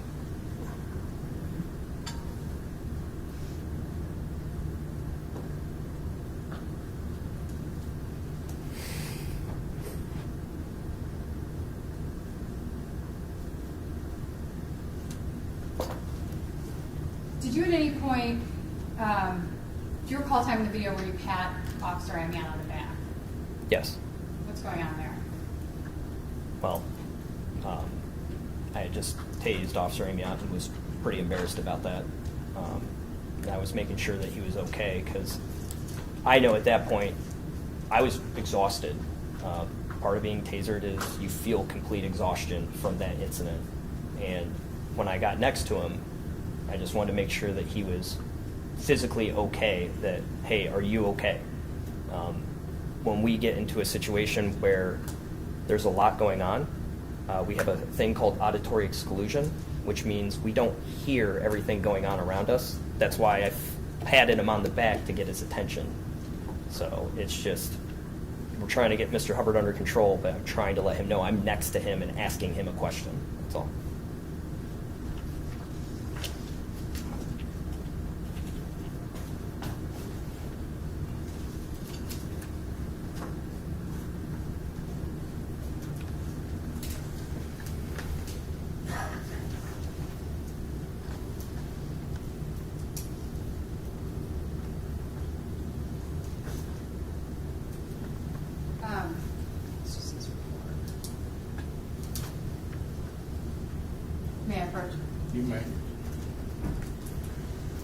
I'm gonna show you what's been marked as Defense Exhibit 8. Do you want these back? Oh, I can set them down. Thanks. Yeah. It's the same as states.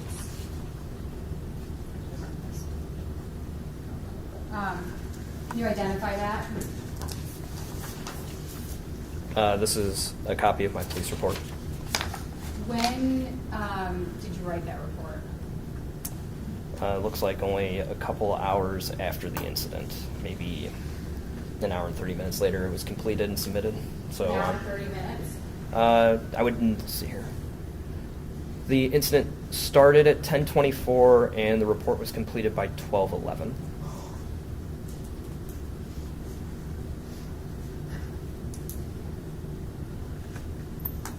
Did you state in that report that you observed Mr. Hubbard grabbing Officer Amiott's leg? Correct. Right as, again, what I perceived as leg takedowns, probably on the third or fourth one, I noticed that it looked like Mr. Hubbard tried to loop his arm up to grab Officer Amiott's leg. And I made a note of that. Remember, you're only using that report to refresh your memory, officer.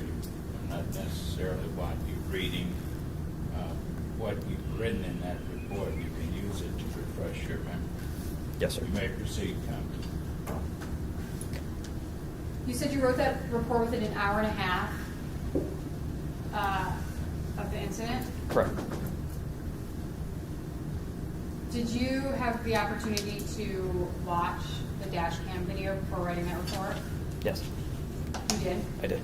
And did you know that there was a cell phone video at the time you wrote that report?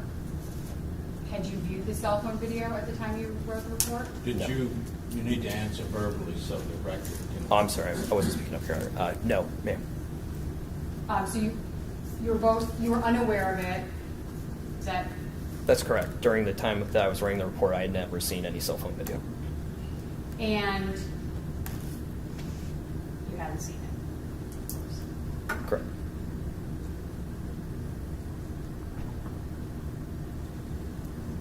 So it's fair to say that your report is not influenced in any manner by the viral cell phone video? No, I wouldn't even have known about the video at the time.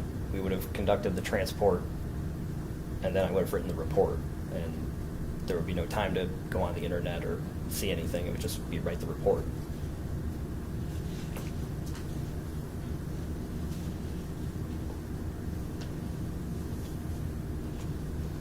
We've been going for about an hour and a half. I don't know how much longer you're going to be with this witness. 20 minutes? We'll take our afternoon recess at this time. We'll take 15 minutes or so. Remember the admonition. Officer, you're a testifying witness. Do not discuss your testimony with anyone. Yes, Your Honor. All right?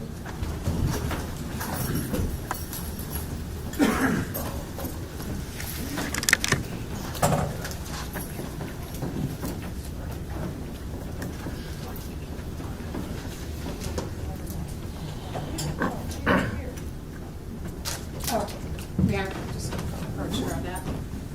Thank you.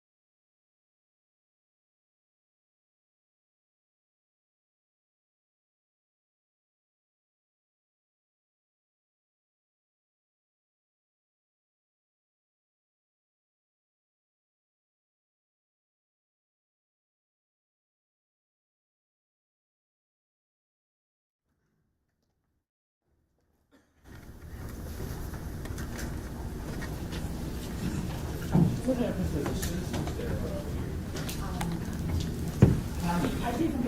Don't, you're not? Are these the ones that were here? I thought they were a little fancy. No, those will work.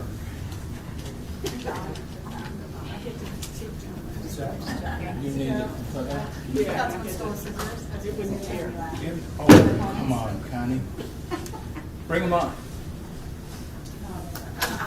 I can report that we should do everything. All rise.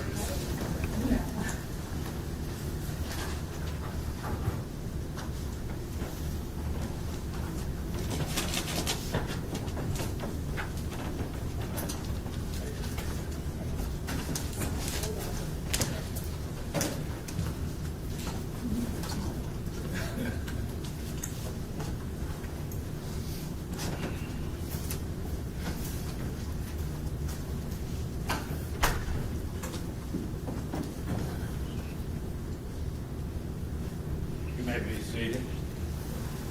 You may proceed.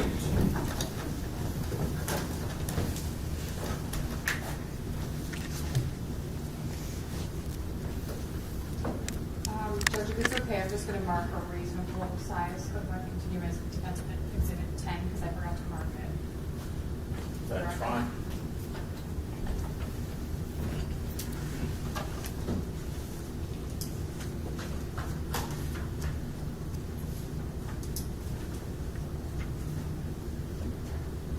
Officer Gilmer, is it fair to say that it's difficult or would be impossible to contain every single observation in detail into your police report? Yes. Into any police report? Yes. Have you had a chance to review your report? I have. After reviewing it, do you believe that all the content that you included in there is a truthful representation of what you observed? Yes. On August 12, 2017. Yes, ma'am. Officer Gilmer, it sounds like you've been policing in Euclid for about 10 years now. I'm going right into my 10th year, correct? Is it fair to say, policing here from your experience, that there is racial tension in the city of Euclid Yes. related to policing? I believe so. Objection. What was the question again, Connie? That based on his experience, there is racial tension related to policing in the city of Euclid?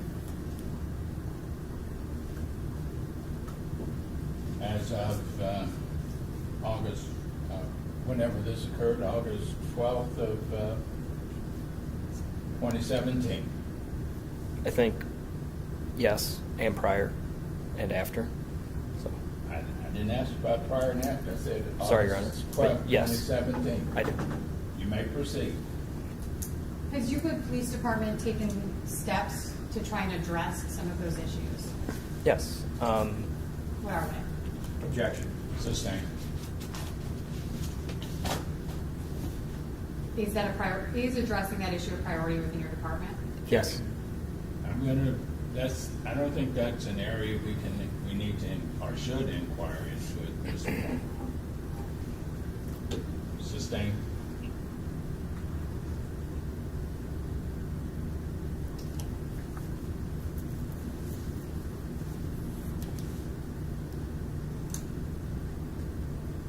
Do you, I'm going to skip around a little bit.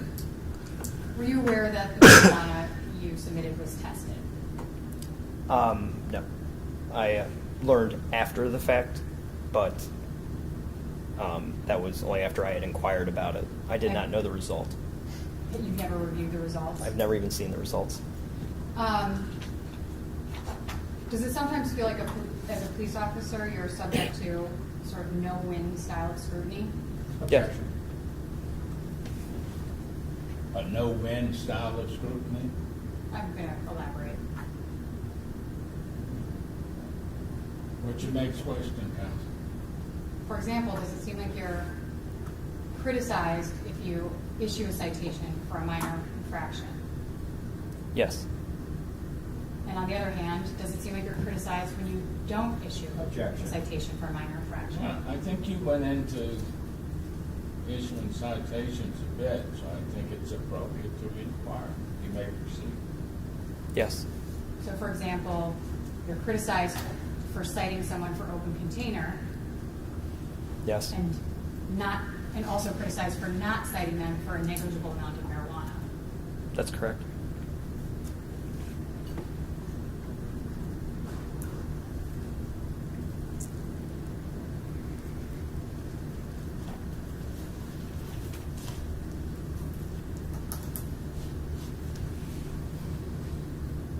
How often in your experience with run-of-the-mill traffic stops do subjects call you names, swear at you?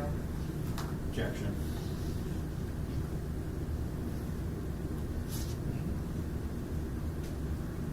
Overrule, you can answer the question. It is, I'm more often treated with respect than I am disrespected on a stop like that. So if you want a number, maybe 8 out of 10 traffic stops are very smooth.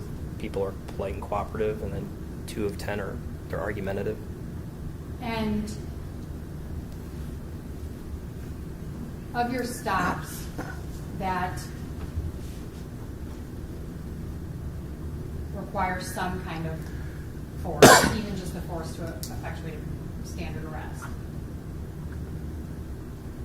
how often do those begin with obscenities or slurs or swear words, name calling? 75%. Sometimes a person will be the politest person in the world, and then they will resist arrest. But more often than not, being called a name or aggressive language is an important indicator.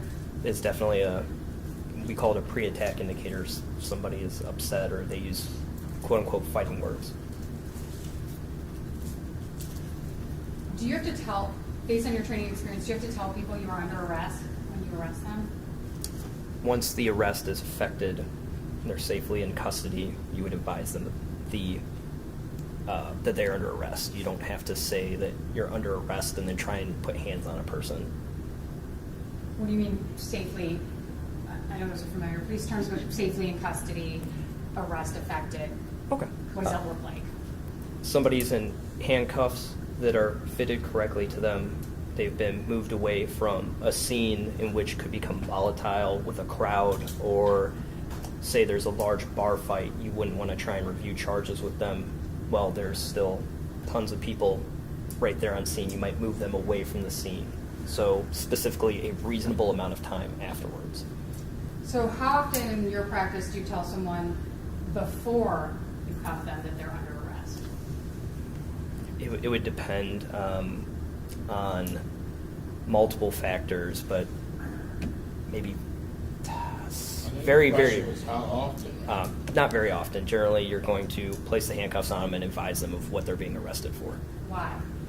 So that you don't, if you're arresting somebody for a murder warrant, you wouldn't want to advise them that they're under arrest for a murder warrant, because that may escalate you to a very high level of force on their behalf. You know, they may decide they don't want to go to jail that day. What if it's not murder? What if it's another charge? What if it's... We generally, it's good practice just to, you don't tell the person if they have a warrant, things like that, before you place them under arrest. You advise them after they're safely handcuffed and not able to hurt you or themselves. In your mind, when, based on your training experience, when is someone handcuffed? When one cuff is on or when 2 cuffs are on? It would only be when 2 handcuffs are on. Why? If you have one hand free, you can obtain a weapon from the officer. You could still punch, scratch, grab. Hands are what kills policemen, unfortunately, and until both are secured in a manner, especially with our department policy behind one's back, that is best practice. It's the safest practice. It's what's taught in the academy, is to handcuff people behind their back.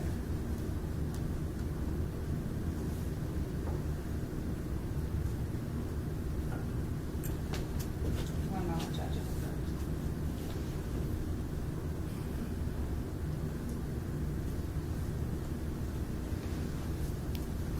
Did you ever have training on, in 2017, in-service training on car stops? I believe we did.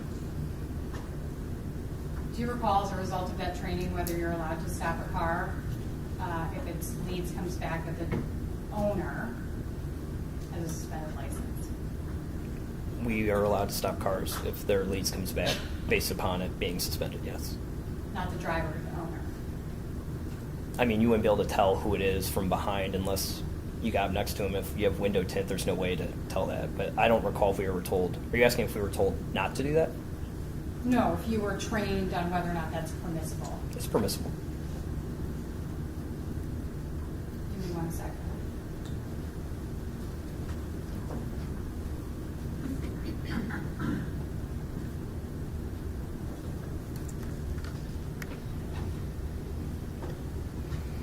Just as a matter of practice, I know you didn't, unrelated to this case, as a matter of practice, if you smell marijuana, do you notify the driver that you smell marijuana? You don't have to, no, not at all. And do you, as a matter of practice, do that? It depends. I'd say 50-50, but if I believe that the incident is maybe more than a marijuana possession or I have other indicators, then no, I'm not going to tell them that. Thank you.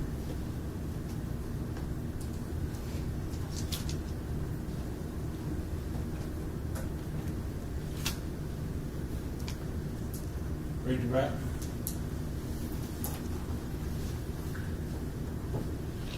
Officer Gilmer, are you saying that if you run a license plate and it comes back that the owner is suspended and the owner is a female and you can clearly see that the driver is a male, are you saying that your police training tells you that you have reasonable suspicion and the right to stop that car? That's not what I said. I'm asking you that question. In that scenario, would you have the right to stop the car under the Fourth Amendment?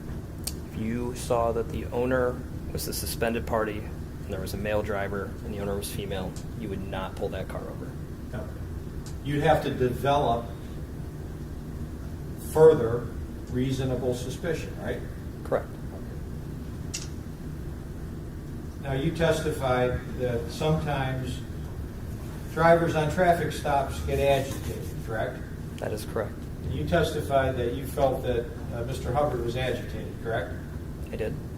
Do you think it's unusual or unreasonable for a person to be agitated if they were stopped based on profiling or targeting or the way they looked? If that was a reason the person was stopped, yes, they would be agitated, but I can't And they would be testify to that. rightfully agitated, correct? I can't testify to what somebody's feeling, sir. But you would understand that that would be a reason to be agitated, correct? Yes. Yes. No further questions. Anything further of this witness? Nothing further. Give me, correction, questions by the jury. Any questions? You may step down. Thank you. Thank you, Your Honor. Thank you, jury. Further witnesses on behalf of the state. Your Honor, could we take 5? I need to. Fine. We'll take 5 and you do what you need to do. Ladies and gentlemen, you all can sit or what have you. Can we approach? You may.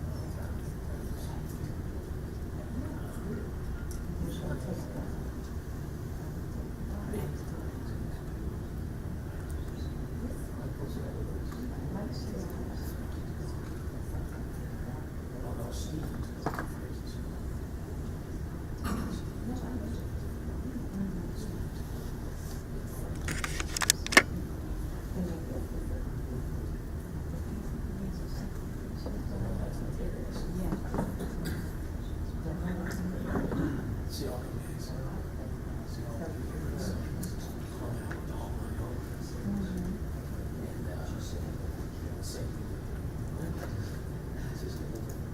right, I'm going to, I'm going to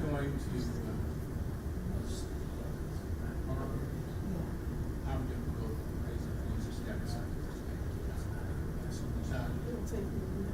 Okay, I'm going to ask if you all would just step out for a few minutes, 5 or 6 minutes, and give us a few minutes here to do something that has to be done outside.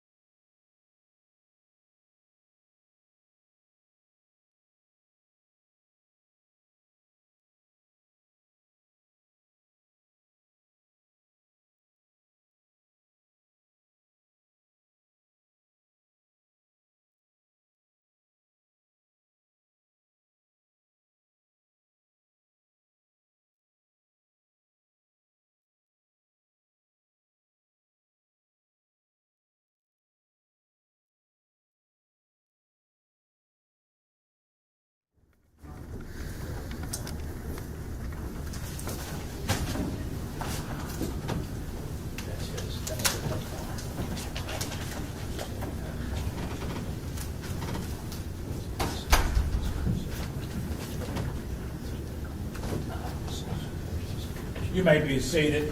Ladies and gentlemen of the jury, the state has rested their case in chief.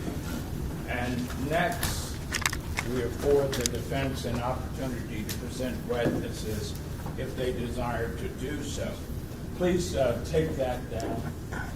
Yeah, I'm just waiting to grab my map. Yes. Thank you.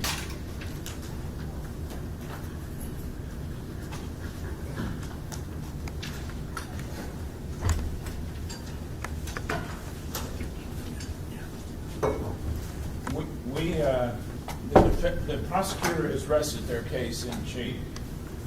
And, you know, typically when that occurs, some folk can say, why are we here, you know?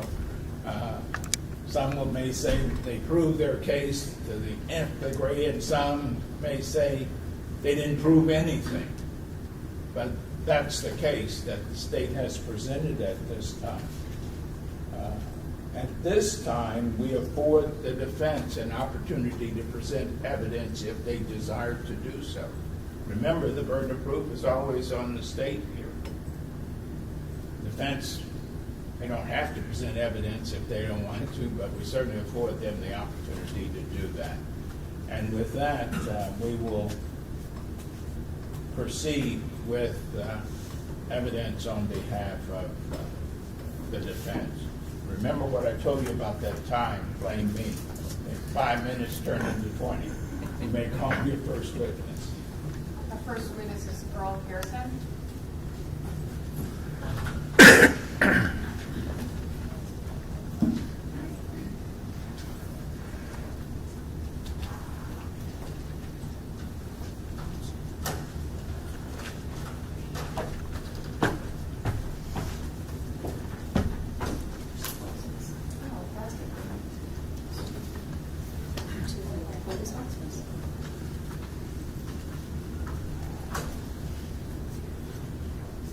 Mr. Pearson, please remain standing and raise your right hand. Do you swear in this matter, sir, to tell the truth, the whole truth, nothing but the truth, so help you God? I do. Thank you. Be seated. Exhibit. Oh, yes, sir. Thank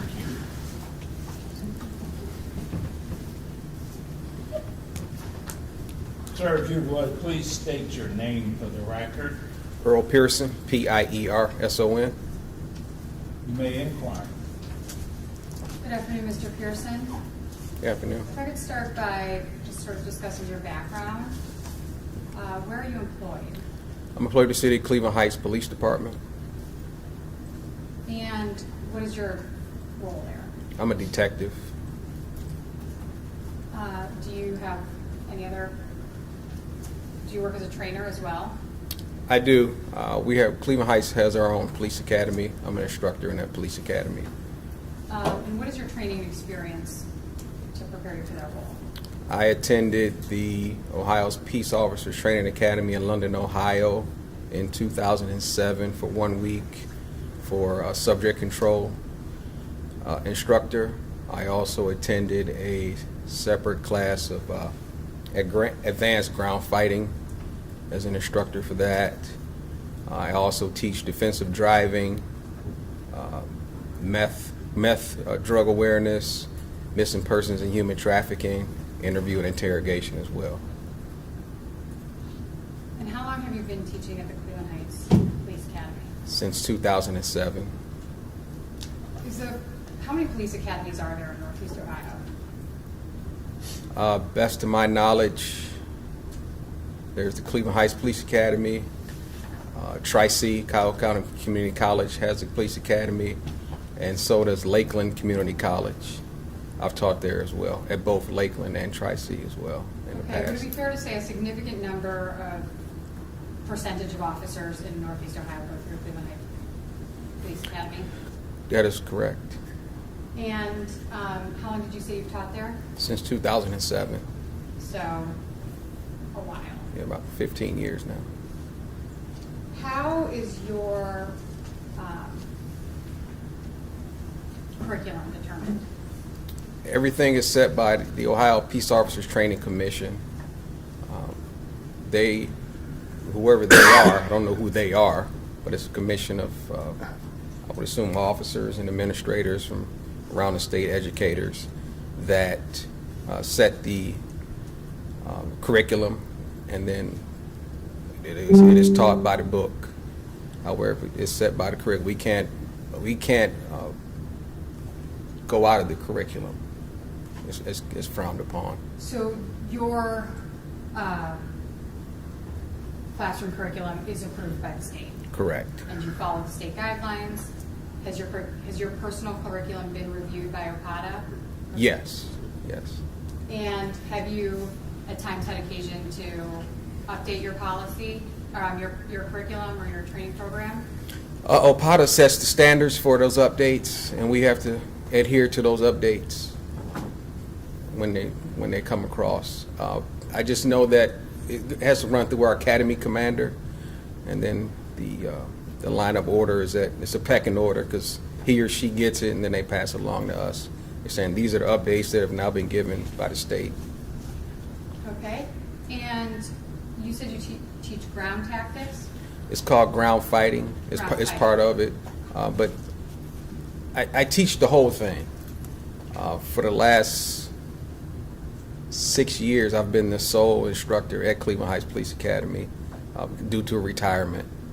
And prior to me being the sole instructor, my main focus was on ground defense, ground fighting. Is it fair to say you are well-known and respected within the police community for your long... Objection. Sustain, rephrase if you want to, Counsel. Have you received any accommodations or accolades for your performance as a trainer and as a police officer? I've been given a lot of nothing formal, just a lot of thank yous from prior students. Can you describe a little bit what principles govern use of force for police officers in training? Objection, can we approach? You may.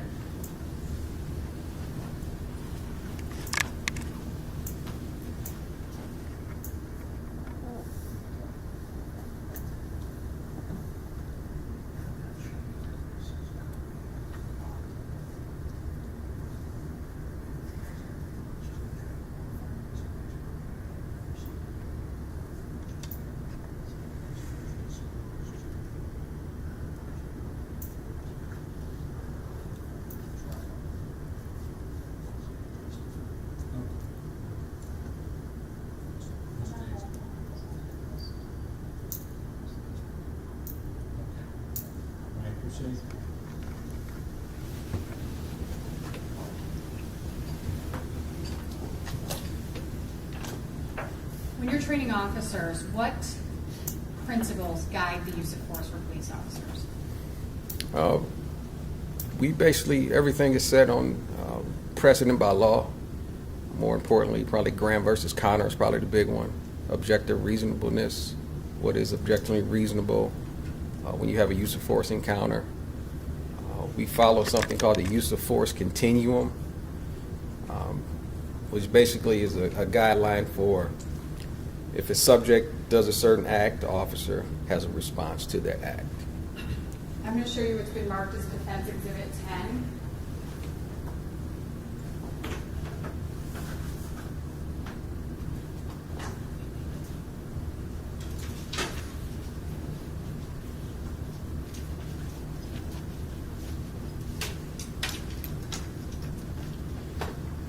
Oh man. This one magnet isn't doing it for me. There we go. Is this the continuum, or substantially the same as the continuum you utilize in educating police officers? It is. And can you basically describe briefly what that means? So on the left, you see the column says individual actions labeled on the bottom. And on the right, you see officer's response. So basically, these are somewhat of guidelines, or I've also heard them called intervention options, where if an individual subject does something like not respond to verbal commands, it may become what's called dead weight. The officer can act within the realm on the same line there for the officer response. So if you have verbal or physical cues, you can give them you have physical danger cues, as it says. You can give them commands. You don't want to be, we always teach as a one-up theory. So if they do a certain act this way, I don't want to be even with them. I want to be one up from them. When I mean one up, I mean a little more advanced to my response. And is the purpose of that policy for officer safety? Absolutely, absolutely. And how long has OPATA been using this force continuum, if you know? I got this back in 2007 when I went through the academy. So 15 years now. Okay.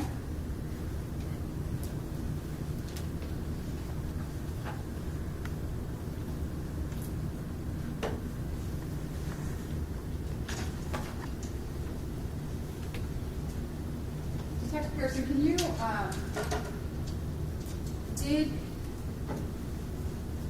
did you have occasion to train Officer Amiott? I did. And were you his ground tactics instructor? I definitely was. If he went through the academy, yes. How many people do you think you've trained in the academy? How many officers? Wow. We were doing 2 classes a year, anywhere estimate from 17 to 25, 27 students. So that's about 50, anywhere from 30 to 50 in the last 15 years. So a lot. So, do you remember any specifics about training Officer Amiott? No. No? But you did teach ground tactics. Absolutely. Can you kind of define what are ground tactics specifically? So ground fighting was started similar to Brazilian Jiu-Jitsu. It was in response to... Objection. Your Honor, can we approach?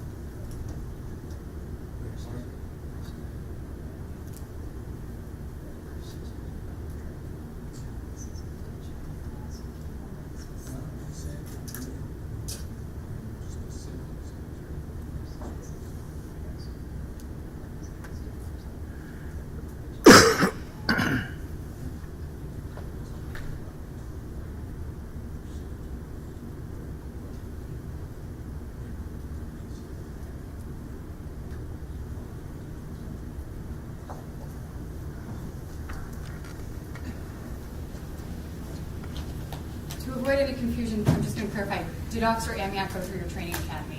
Yes, he did. And can you go back to describing what ground tactics are? So ground tactics evolved in police work. The emergence of MMA fighting kind of got everything started. There were officers being injured in the line of duty by citizens that were basically watching MMA fights, mixed martial arts, and then employing those tactics and techniques on police officers. Officers at the time didn't have a response for that. So ground fighting came about to help officers learn, be more comfortable when the fight goes to the ground. For years, the only thing they had taught was stand up. So what happens when an officer goes to the ground, whether they take somebody to the ground, whether they're forced to the ground, or whether both parties end up going to the ground. So it was part of the curriculum for subject control, and then also took an advanced ground fighting class just to be a little more fluent on what I was teaching. Is it fair to say that ground fighting tactics are inherently less dangerous than employing some of the weapons on an officer's tool belt? More dangerous to who, ma'am? I'm sorry. To someone who, so ground tactics, when an officer employs ground tactics, is that less dangerous to the subject than, let's say, reaching for a weapon or using some of the other tools on an officer's tool belt? Correct, yes. Less dangerous inherently, because you're just using your hands and body. Can you identify what we have up on the screen here? This appears to be the start of a video that I probably shot on my phone at the Cleveland Heights Police Academy. I would frequently record the academy just to my Facebook page to show people what I was teaching at the time. And are you familiar with this video? Yes, And is this video consistent with the training that you offered Officer Amiott? yes, And is this training video consistent with the training you still offer today? yes, And is this training consistent with OCADA policies and practices? yes. Okay, Judge, I'm going to play the video. Any objection? Yes, objection. Oh, where's the license? Thank you. It's about 10 minutes. 10 minutes?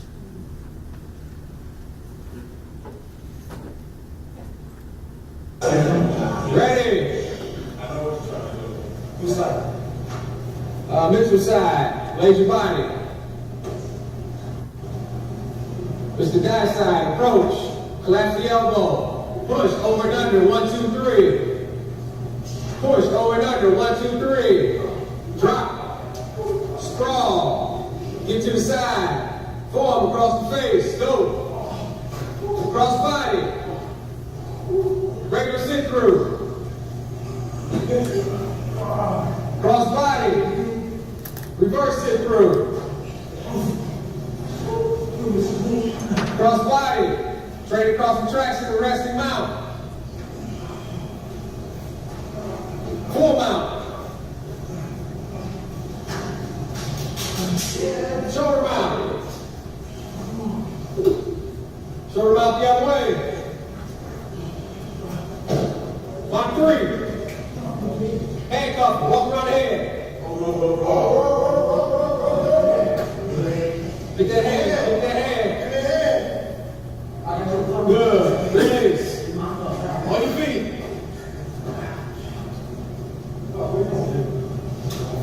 Ready. Where you going? Mr. Guy side, blaze your body. Mr. Mitchell side, approach. Collapse the elbow. Over and under, push 1, 2, 3. Over and under, push 1, 2, 3. Drop. Sprawl. Get to the side. Form across the face. Go. Regular sit through. Cross body. Reverse. Cross. Knee to belly. Back to cross. Straight across the tracks in the resting mount. Full mount. Yes, verbalize. All right, you're taking down punches. Let them roll. Shoulder mount. Let them go the other way. Shoulder mount. Then roll back to the back. Knee to belly. Check your surroundings. Check your 6. Push off. Disengage. Good. In the guard. In the guard.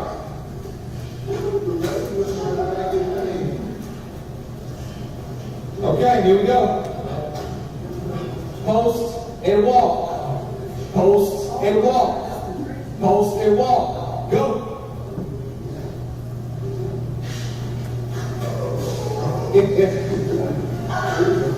Come on, Henry.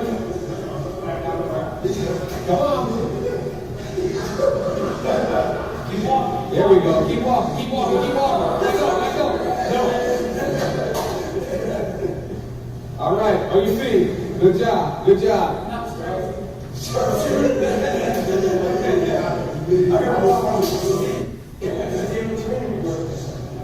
I'm getting ready to kill it. They don't even know it. I'm getting ready to kill it. They don't even know it. Ready. Rotate. Oh, yeah. Mr. Hilger side, blaze your body. Mr. Guy side, approach. Collapse the elbow. Over and under, push 1, 2, 3. Over and under, push 1, 2, 3. Drop. Sprawl. Get to the side. Form across the face. Go. Reverse sit through. Regular sit through. Cross. Regular. Cross. Reverse. And it's going a little fast. Cross body. Simulate 2 knee strikes. Bam it over. Trade across the tracks and resting mount. Full mount. Shoulder mount. Shoulder mount the other way. Left rotate back. Knee to belly. Push off, disengage. In the guard.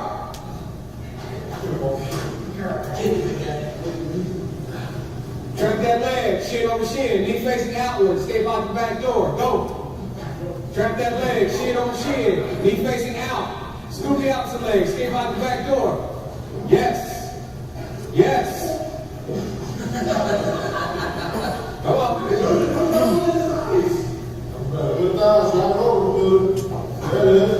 All right. Full mount, officer on the bottom. Full mount, officer on the bottom. Officer on the bottom, full mount.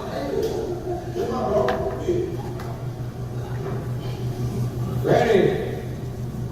Full mount, full mount.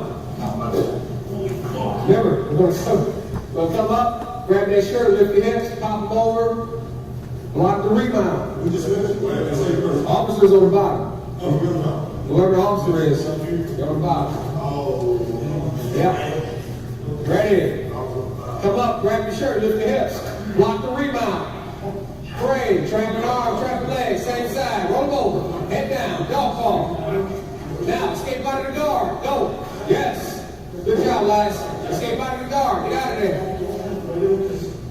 Get out of the guard, go. Get out of it, man. Get out of it. Get out of it. Elbows inside those thighs. Get out of it. Use your body. Good. There you go.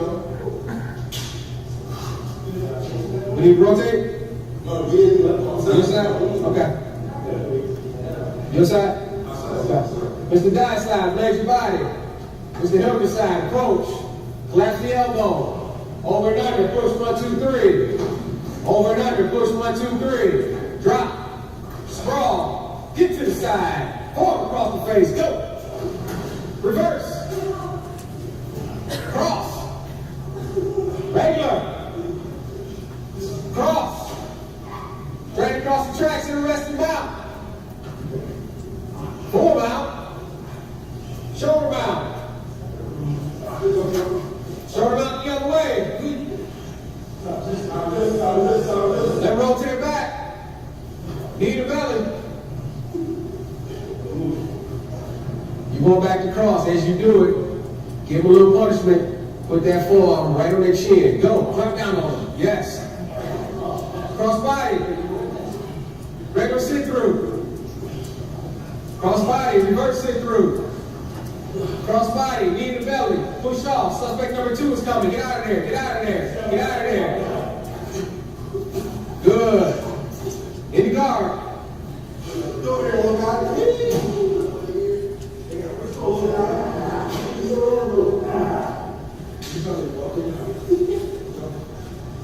This time, we're going to, which escape I want to use? No. You guys ever play the guitar?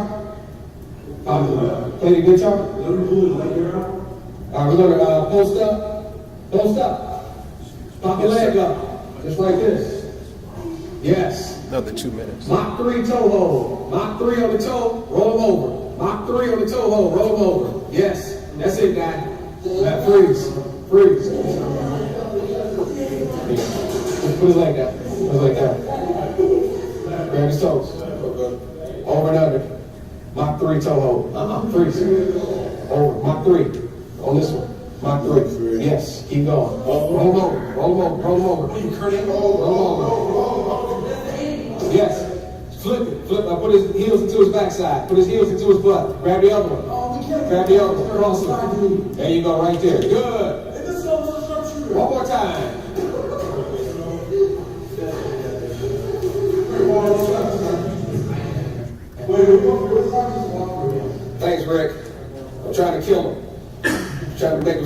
all-nighters today. Ready. Post up. Pop a leg up. Lock 3 toe hold. Roll over. Put your heels right to the backside. Over. Cross them up. Good. Full mount, officer at bottom. Full mount, officer at bottom.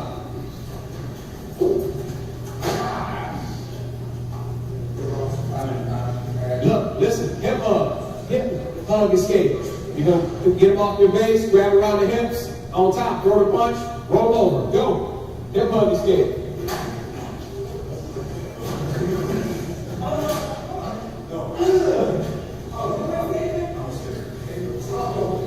One more time. No, just let him do his thing. Come on, grab the shirt. Lift your hips, yes. That worked. Good. Release. On your feet. Rotate. You back home yet? Back home? Everybody okay? Yes. All right. Let's take a break. Good job. It's a good ground fight we're teaching in here. Trying to teach these guys to be safe on the street. But number one, respect these citizens first and foremost. These guys got to survive out here. What you guys think an officer is doing is actually, you think it's police abuse, but they're actively resisting.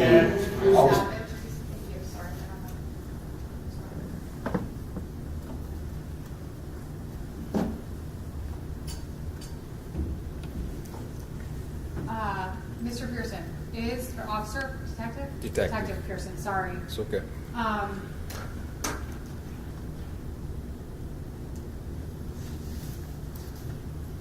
What exhibit is that? 11. You may proceed. Thank you, Judge. Is it possible for any officer to arrest anyone without using force? Is there force inherent in an arrest? Possible, highly. Everything's situation by situation. I've had occasions on the job where I told a guy, like, you're under arrest, turn around, put your hands behind your back. He does it. I had times where I told people to do the same thing and they don't. But it's on a case-by-case basis. But inherently, if minimally you're pulling someone's arms behind their back and putting cuffs on them, well, it may be minimal, even that is a use of force, is it not? It is. Every time you put your hands on someone. It is.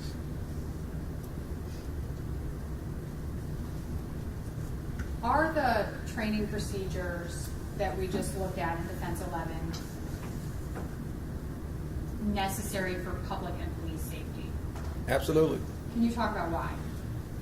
Well, use of force, there's 4 justifications for use of force that I was taught. One is officer safety, subject safety, public safety, and public image.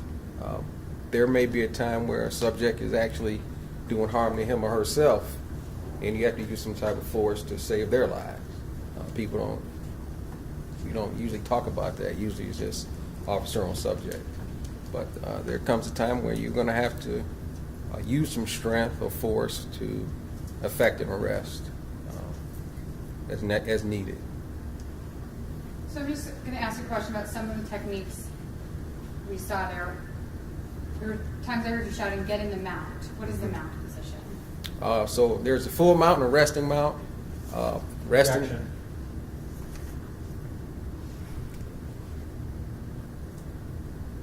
Overruled. Let him continue for a bit. Go ahead. Okay. Thank you. So there's a resting mount position where you actually lay on top of the person.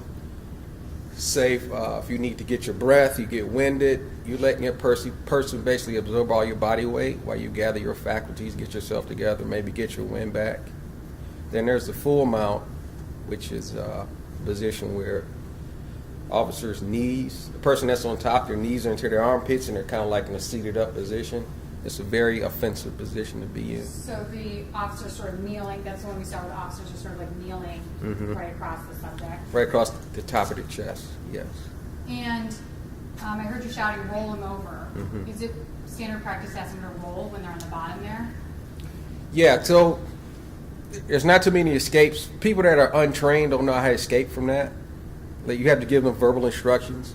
Sometimes they do it on their own, where they'll roll to their shoulder. So if they roll over, there's a move for that. It's a shoulder mount. I taught that as well. So that counters that roll. Because what happens if you get up there and they start rolling on their own without you knowing about it, it can cause you to lose your balance and you'll fall over. So the shoulder mount technique is meant to counter their roll. Okay, but if a subject is on the bottom and the officer's on the mount, Mm-hmm. and the officer says roll over, Mhm. is it possible for the person on the bottom to roll there? Yes, it's possible. It depends on how much body weight the person has. Part of the use of force continuum, you see officer-subject factors, age, size. That has a lot to do with it. Especially the size, because if you have a person that's like 280 on top of somebody 120, if they pin their knees in there, they're not going to be able to roll. It's very hard to do. They're not going to be able to roll unless the officer gives them a little leeway. And I say, hey, I want you to roll. I come up a little bit, give them a little leeway, then they can make their move and roll Raise your over. hips a bit. Correct. Raise your hips. What is, I heard you say check your six, what does that mean? Checking behind you, see who's coming up behind you. Okay, and you talk about collapsing the elbow, what does that mean? Oh, Purpose. so that's part of the standing. One of the drills we do to get students who aren't used to making contact with other people, because you get people from all walks of life. Maybe they've never played sports before. They've never had that contact. So that's called a lead hand drill, where I have the person walking into another subject, and they hit them, what's called a brachial tie-in. This is one of the primary striking target areas for the upper body. You strike them, collapsing the elbow is just bending the elbow. And that gets into the rest of the drill where we do it over and under, pushing, trading places, and so forth. So over and under would be like one arm over, one arm under? Correct. And like a, Almost like a hug. like a, Mm-hmm. Yeah. It's just, like I said, that's just part of a drill to get them used to making contact. and what about the over under position indicates like a fighting engagement? It's almost like two people come together, they clash. Now who's going to be able to make a move from that? Like a clinch almost. And what we teach them is that if that force is coming at you, you have to reverse that force. So maybe you have to take a few steps back, trade positions to get them off the balance, and then you can make a move on them. Okay, and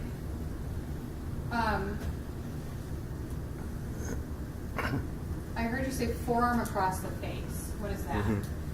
Or what's That's the benefit of that, or why do you teach that? it gets their neck off center, so when you do a takedown on them, their head is already going that way, so that's the way you want to take them. So you're going to drag your forearm across their face, so their Mhm. body turns with their face. Correct.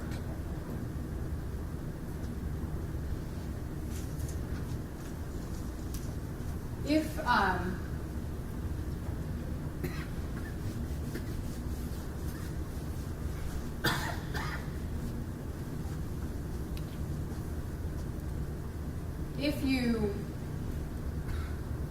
were trying to get someone to roll, Mm-hmm. is it a training technique that you would drag a limb? Is that forearm across face or dragging the limb across their body? As they're throwing, if they're throwing punches from a bottom position, or if not, if I can control that arm to push that arm over, because I'm going to take that shoulder. If I'm going to take them this way, I'm going to push this arm over. So you're going to push one arm across. I'm going to push it across And what is the purpose of that? to get their shoulder off the floor or mat or whatever they're on, because I'm setting them up for the roll. Okay, to roll. To roll Is them it over. possible to choke someone with their own arm that way? Not from that position is highly unlikely. It's very unlikely. I've practiced that technique for years, and I've never even come close to choking anybody. Because basically, you got to remember, I'm on top, so I'm kind of pushing it from this way to get their body going. Okay, and is that a safe technique to force someone to roll? Yes. Why don't you just cuff somebody in the front?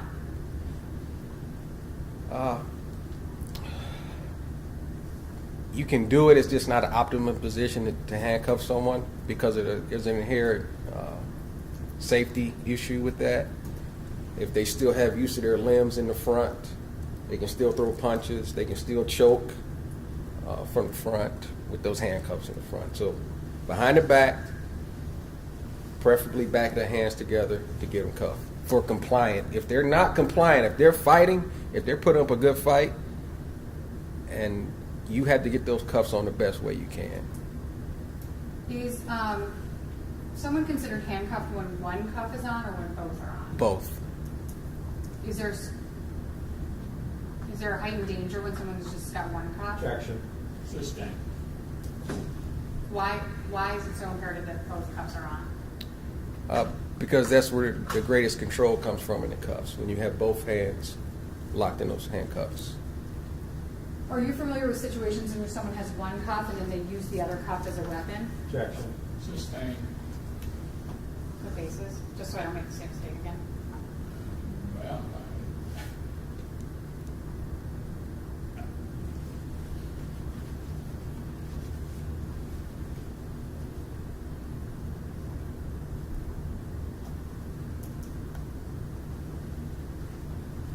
basis of objection. Relevance. Sustained. Are the known risks to officers relevant to use of force? Could you repeat the question? I'm sorry. Are known risks, considerations of known risks relevant to an officer's use of force training? Yes. Asked and answered. We need to move on. Let's go ahead, counsel. Move on. Is having someone with one handcuff a known risk to an officer? Objection. Asked and answered. Next question. Are officers trained about the dangers of one handcuff? Objection. Sustained. Judge, when we approach, I'm not sure. No, you can't approach. It's already been asked and answered. He's answered that. There's a danger there. Move on.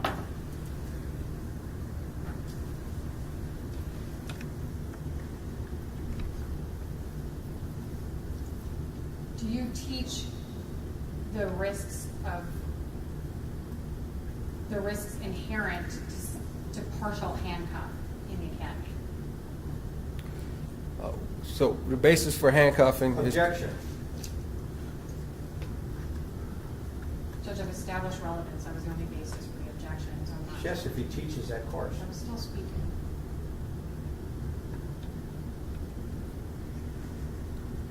Do you teach that, detective? Well, we teach to put both We handcuffs... teach it. Do you teach it? Yes, sir. I follow the guidelines, sir. Okay. I think the detective testified that earlier that the reason they cuff in the front, cuff in the back, the danger, and I think he's testified about single cuff. Answer the question again if you can. Okay. Judge, if I may, I'm trying to get to why that's a policy. I told him to answer the question, counsel. Because if you only have one handcuff on you, that person's not, you don't have full control of them. And they still have free use of actually both limbs at that point. The purpose of handcuffing is to hinder them from using their hands in a situation where they can still cause harm. How do you, in your training course, how do you train an officer to handle a situation when one cuff is on? Are they required to maintain contact on the other cuff? Objection.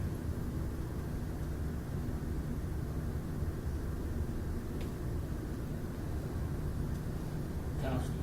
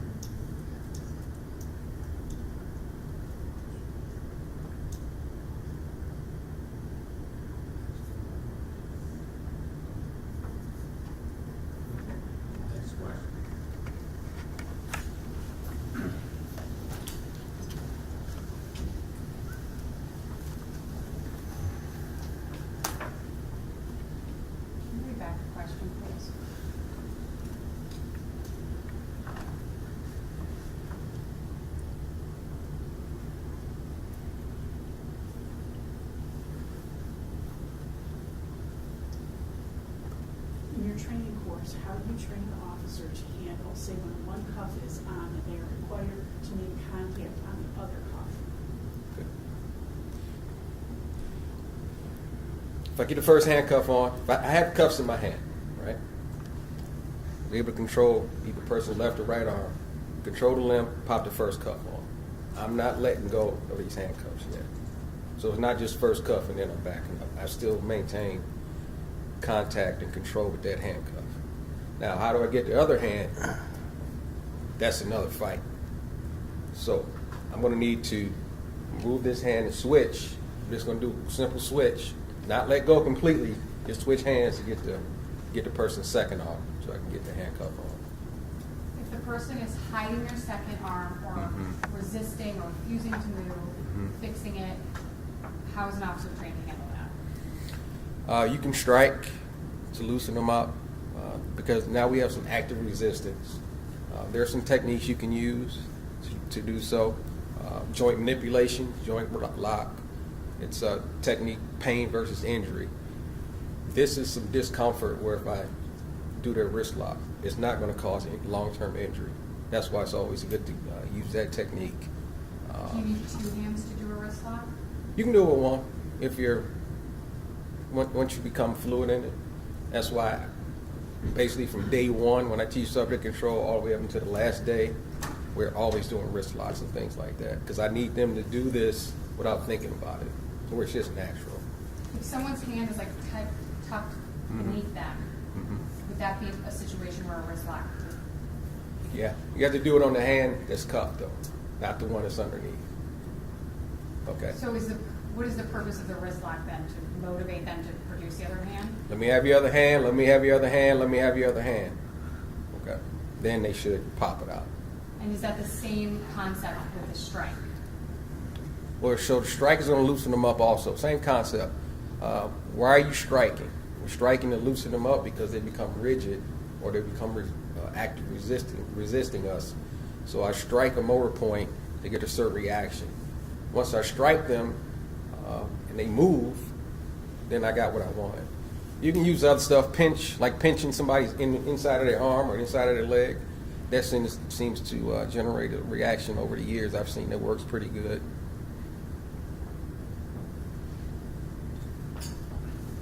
In the exercises in this video, as officers are moving from position to position, the subject, or like the role-playing subject, I notice often their legs are sort of just hanging out, they're fixed, they're just, in a sort of resting bent position. How does a train change the dynamic when someone's like flailing or kicking or pushing up, sort of hip thrusting?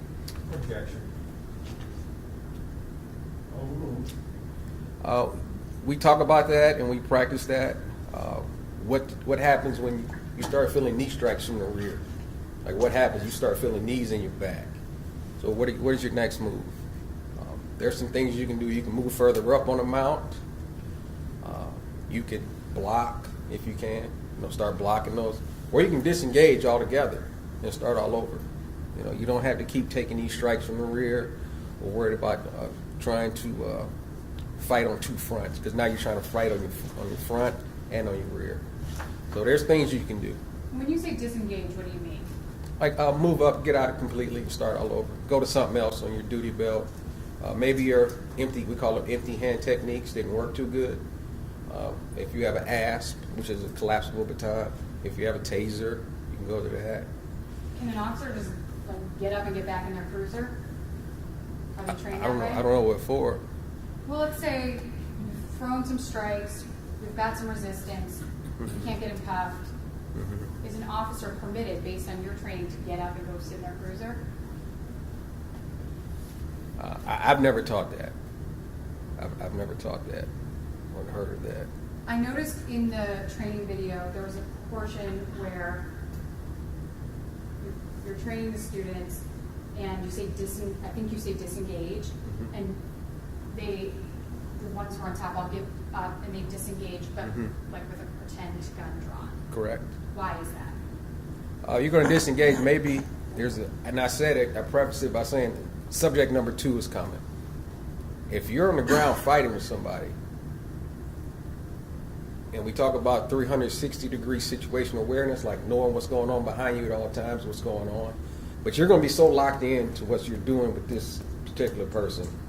But if you hear them say, or they tip you off and say, hey, get off my friend, get off my brother, well, now it's time to get up, because you can't fight on the ground and on your feet at the same time. So we teach them to disengage at an angle, get up, get a weapon out, look out, call out. And when you were talking about, okay, something's not working, let's say you throw some strikes and you can't get compliance. You say, time to try something else. You mean, do you inherently mean something else on your tool belt? Yes. Yeah. So that would be possibly, what tools do you mean? Like I said, collapsible baton, which is ASP, or straight baton, OC spray, which is pepper spray, or taser as well.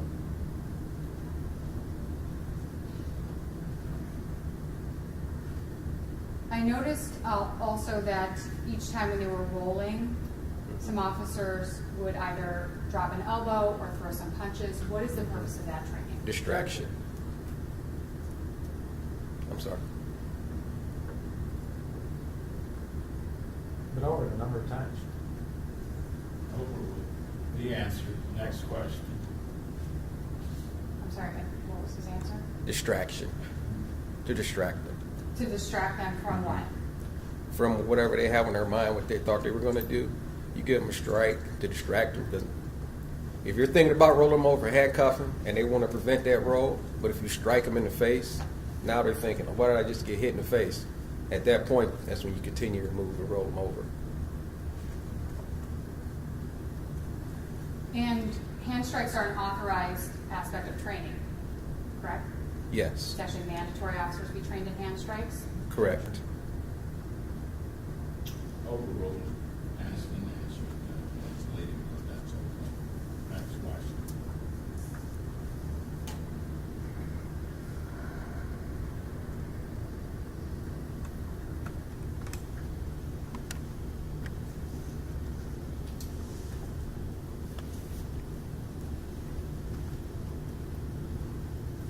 What are the benefits of hand strikes over other tools in an officer's tool belt? Objection.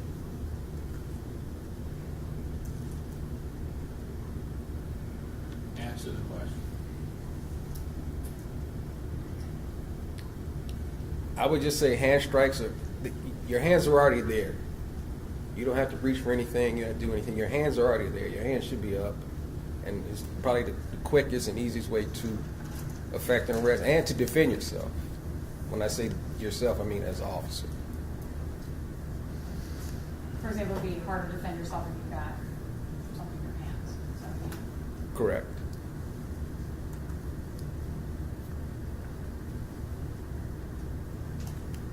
I have a moment, Your Honor.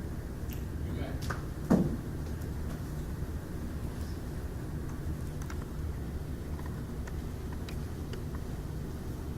Thank you very much. Nothing further. Would you let me move this? Yes, please, unless he wants to use Do you it. want to use this?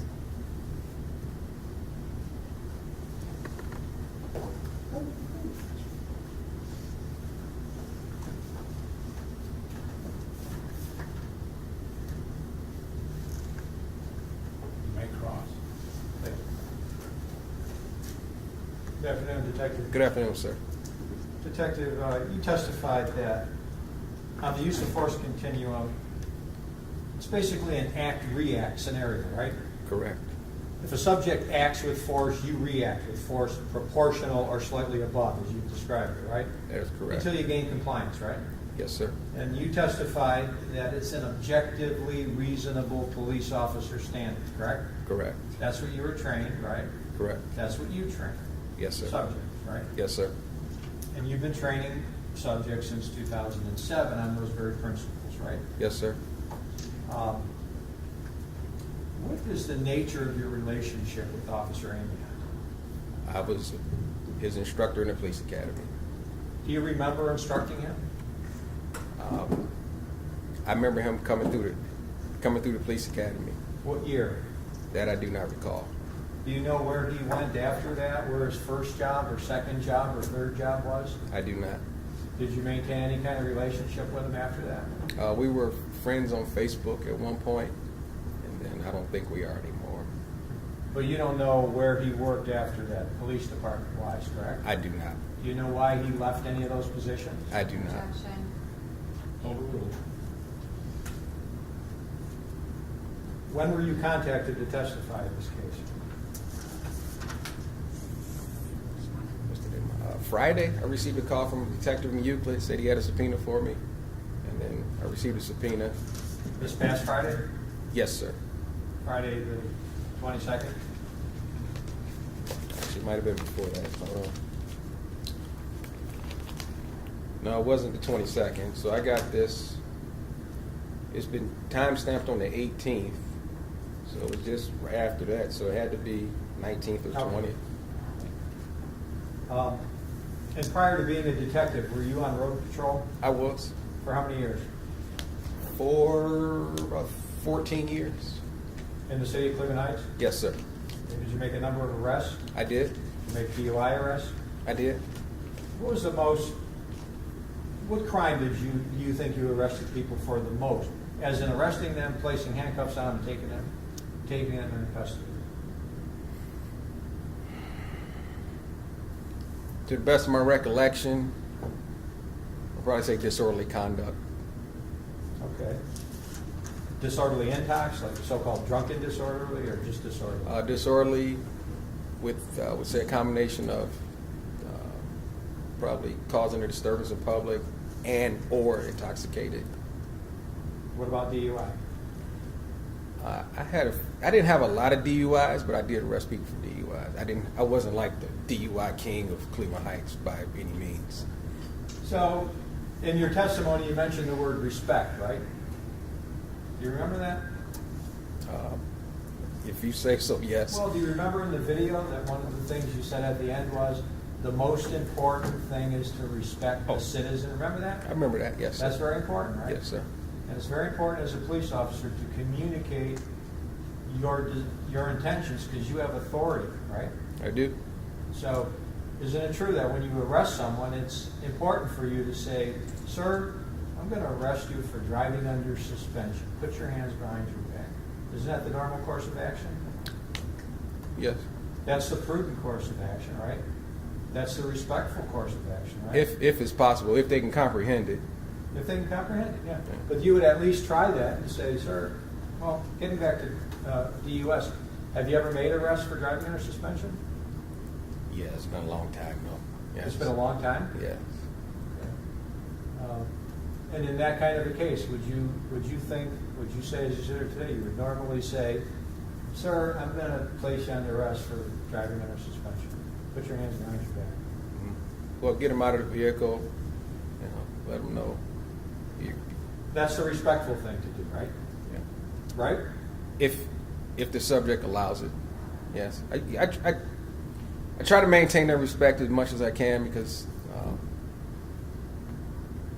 it's just I'm not the type of officer. I was never in your face shouting type of person, unless the situation deemed it. But I would say, hey, you're driving under suspension, you got to go back to jail with us. Okay. And you would tell them that in a clear manner, correct? Yeah. Do you think it's respectful for a police officer to profile and target somebody for a police interaction based on the way they look? You think that's appropriate? I do not. Do you know anything about the facts? Do you have any personal knowledge about the facts of this case that we're here for today that happened on August 12, 2017? I'm aware of what happened. My question is, do you have personal knowledge of any of the facts that relate to the incident that occurred in this case between Officer Amiott and Richard Hubbard on August 12, 2017? No, sir. You don't have any personal knowledge of what led up to that stop, correct? I do not. You don't have any personal knowledge of what the officers who were involved in that stop were doing prior to that stop, correct? I do not. You don't have any personal knowledge He of... has no personal knowledge. Thank you. No further questions.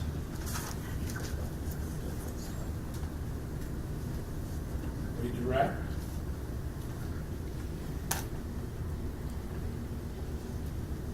I have nothing, Your Honor. Question? If you would, question.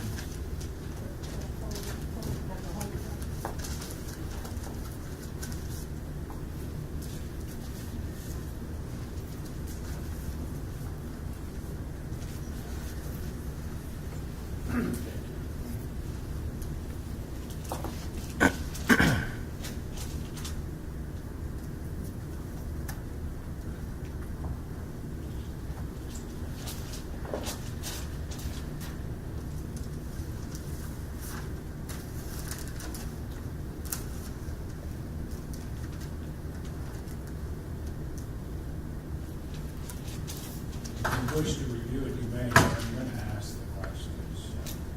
If you want to review, you may.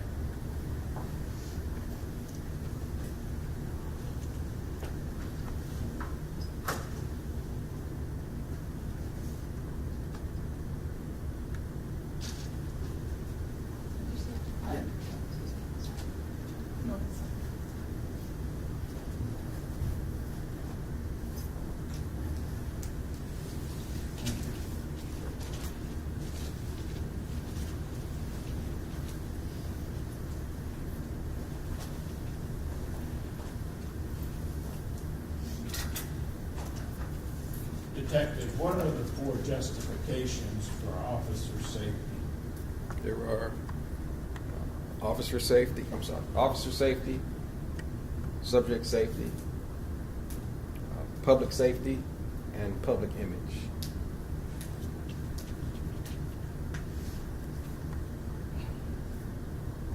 Do the techniques that are used or allowed to get a person handcuffed change when there are multiple officers at the scene?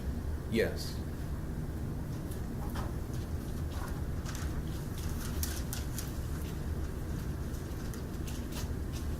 Questions based on these questions?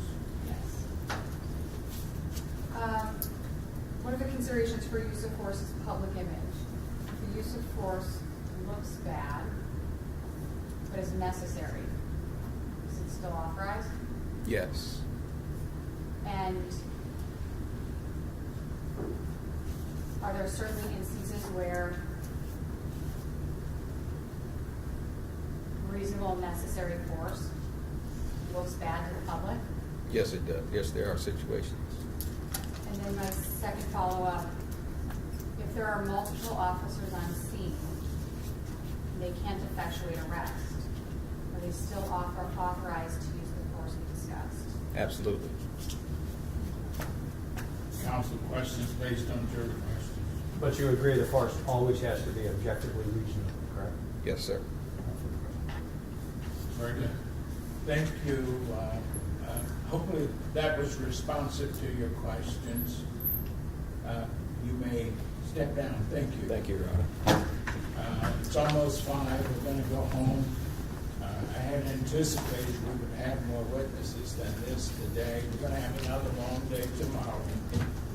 Probably go to 5 or thereabouts. So please come prepared. Remember the admonition, you're just storing information. Anything prior to recess? No. Prior to recess, we'll be in recess until 9 o'clock tomorrow morning. All rise.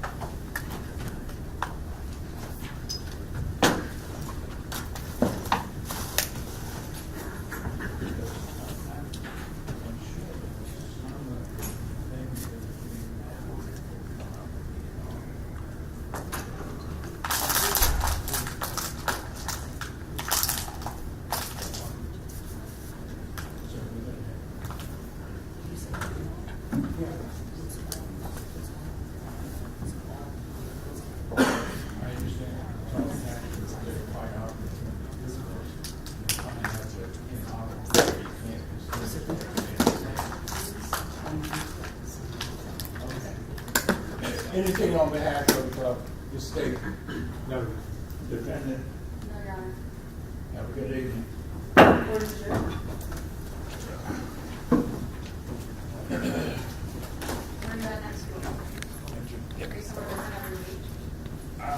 Next week, I'm off, but my plan is to go to a resort in Virginia and then to the American Bar Association convention in Chicago.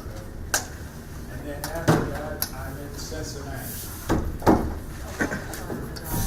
Yeah.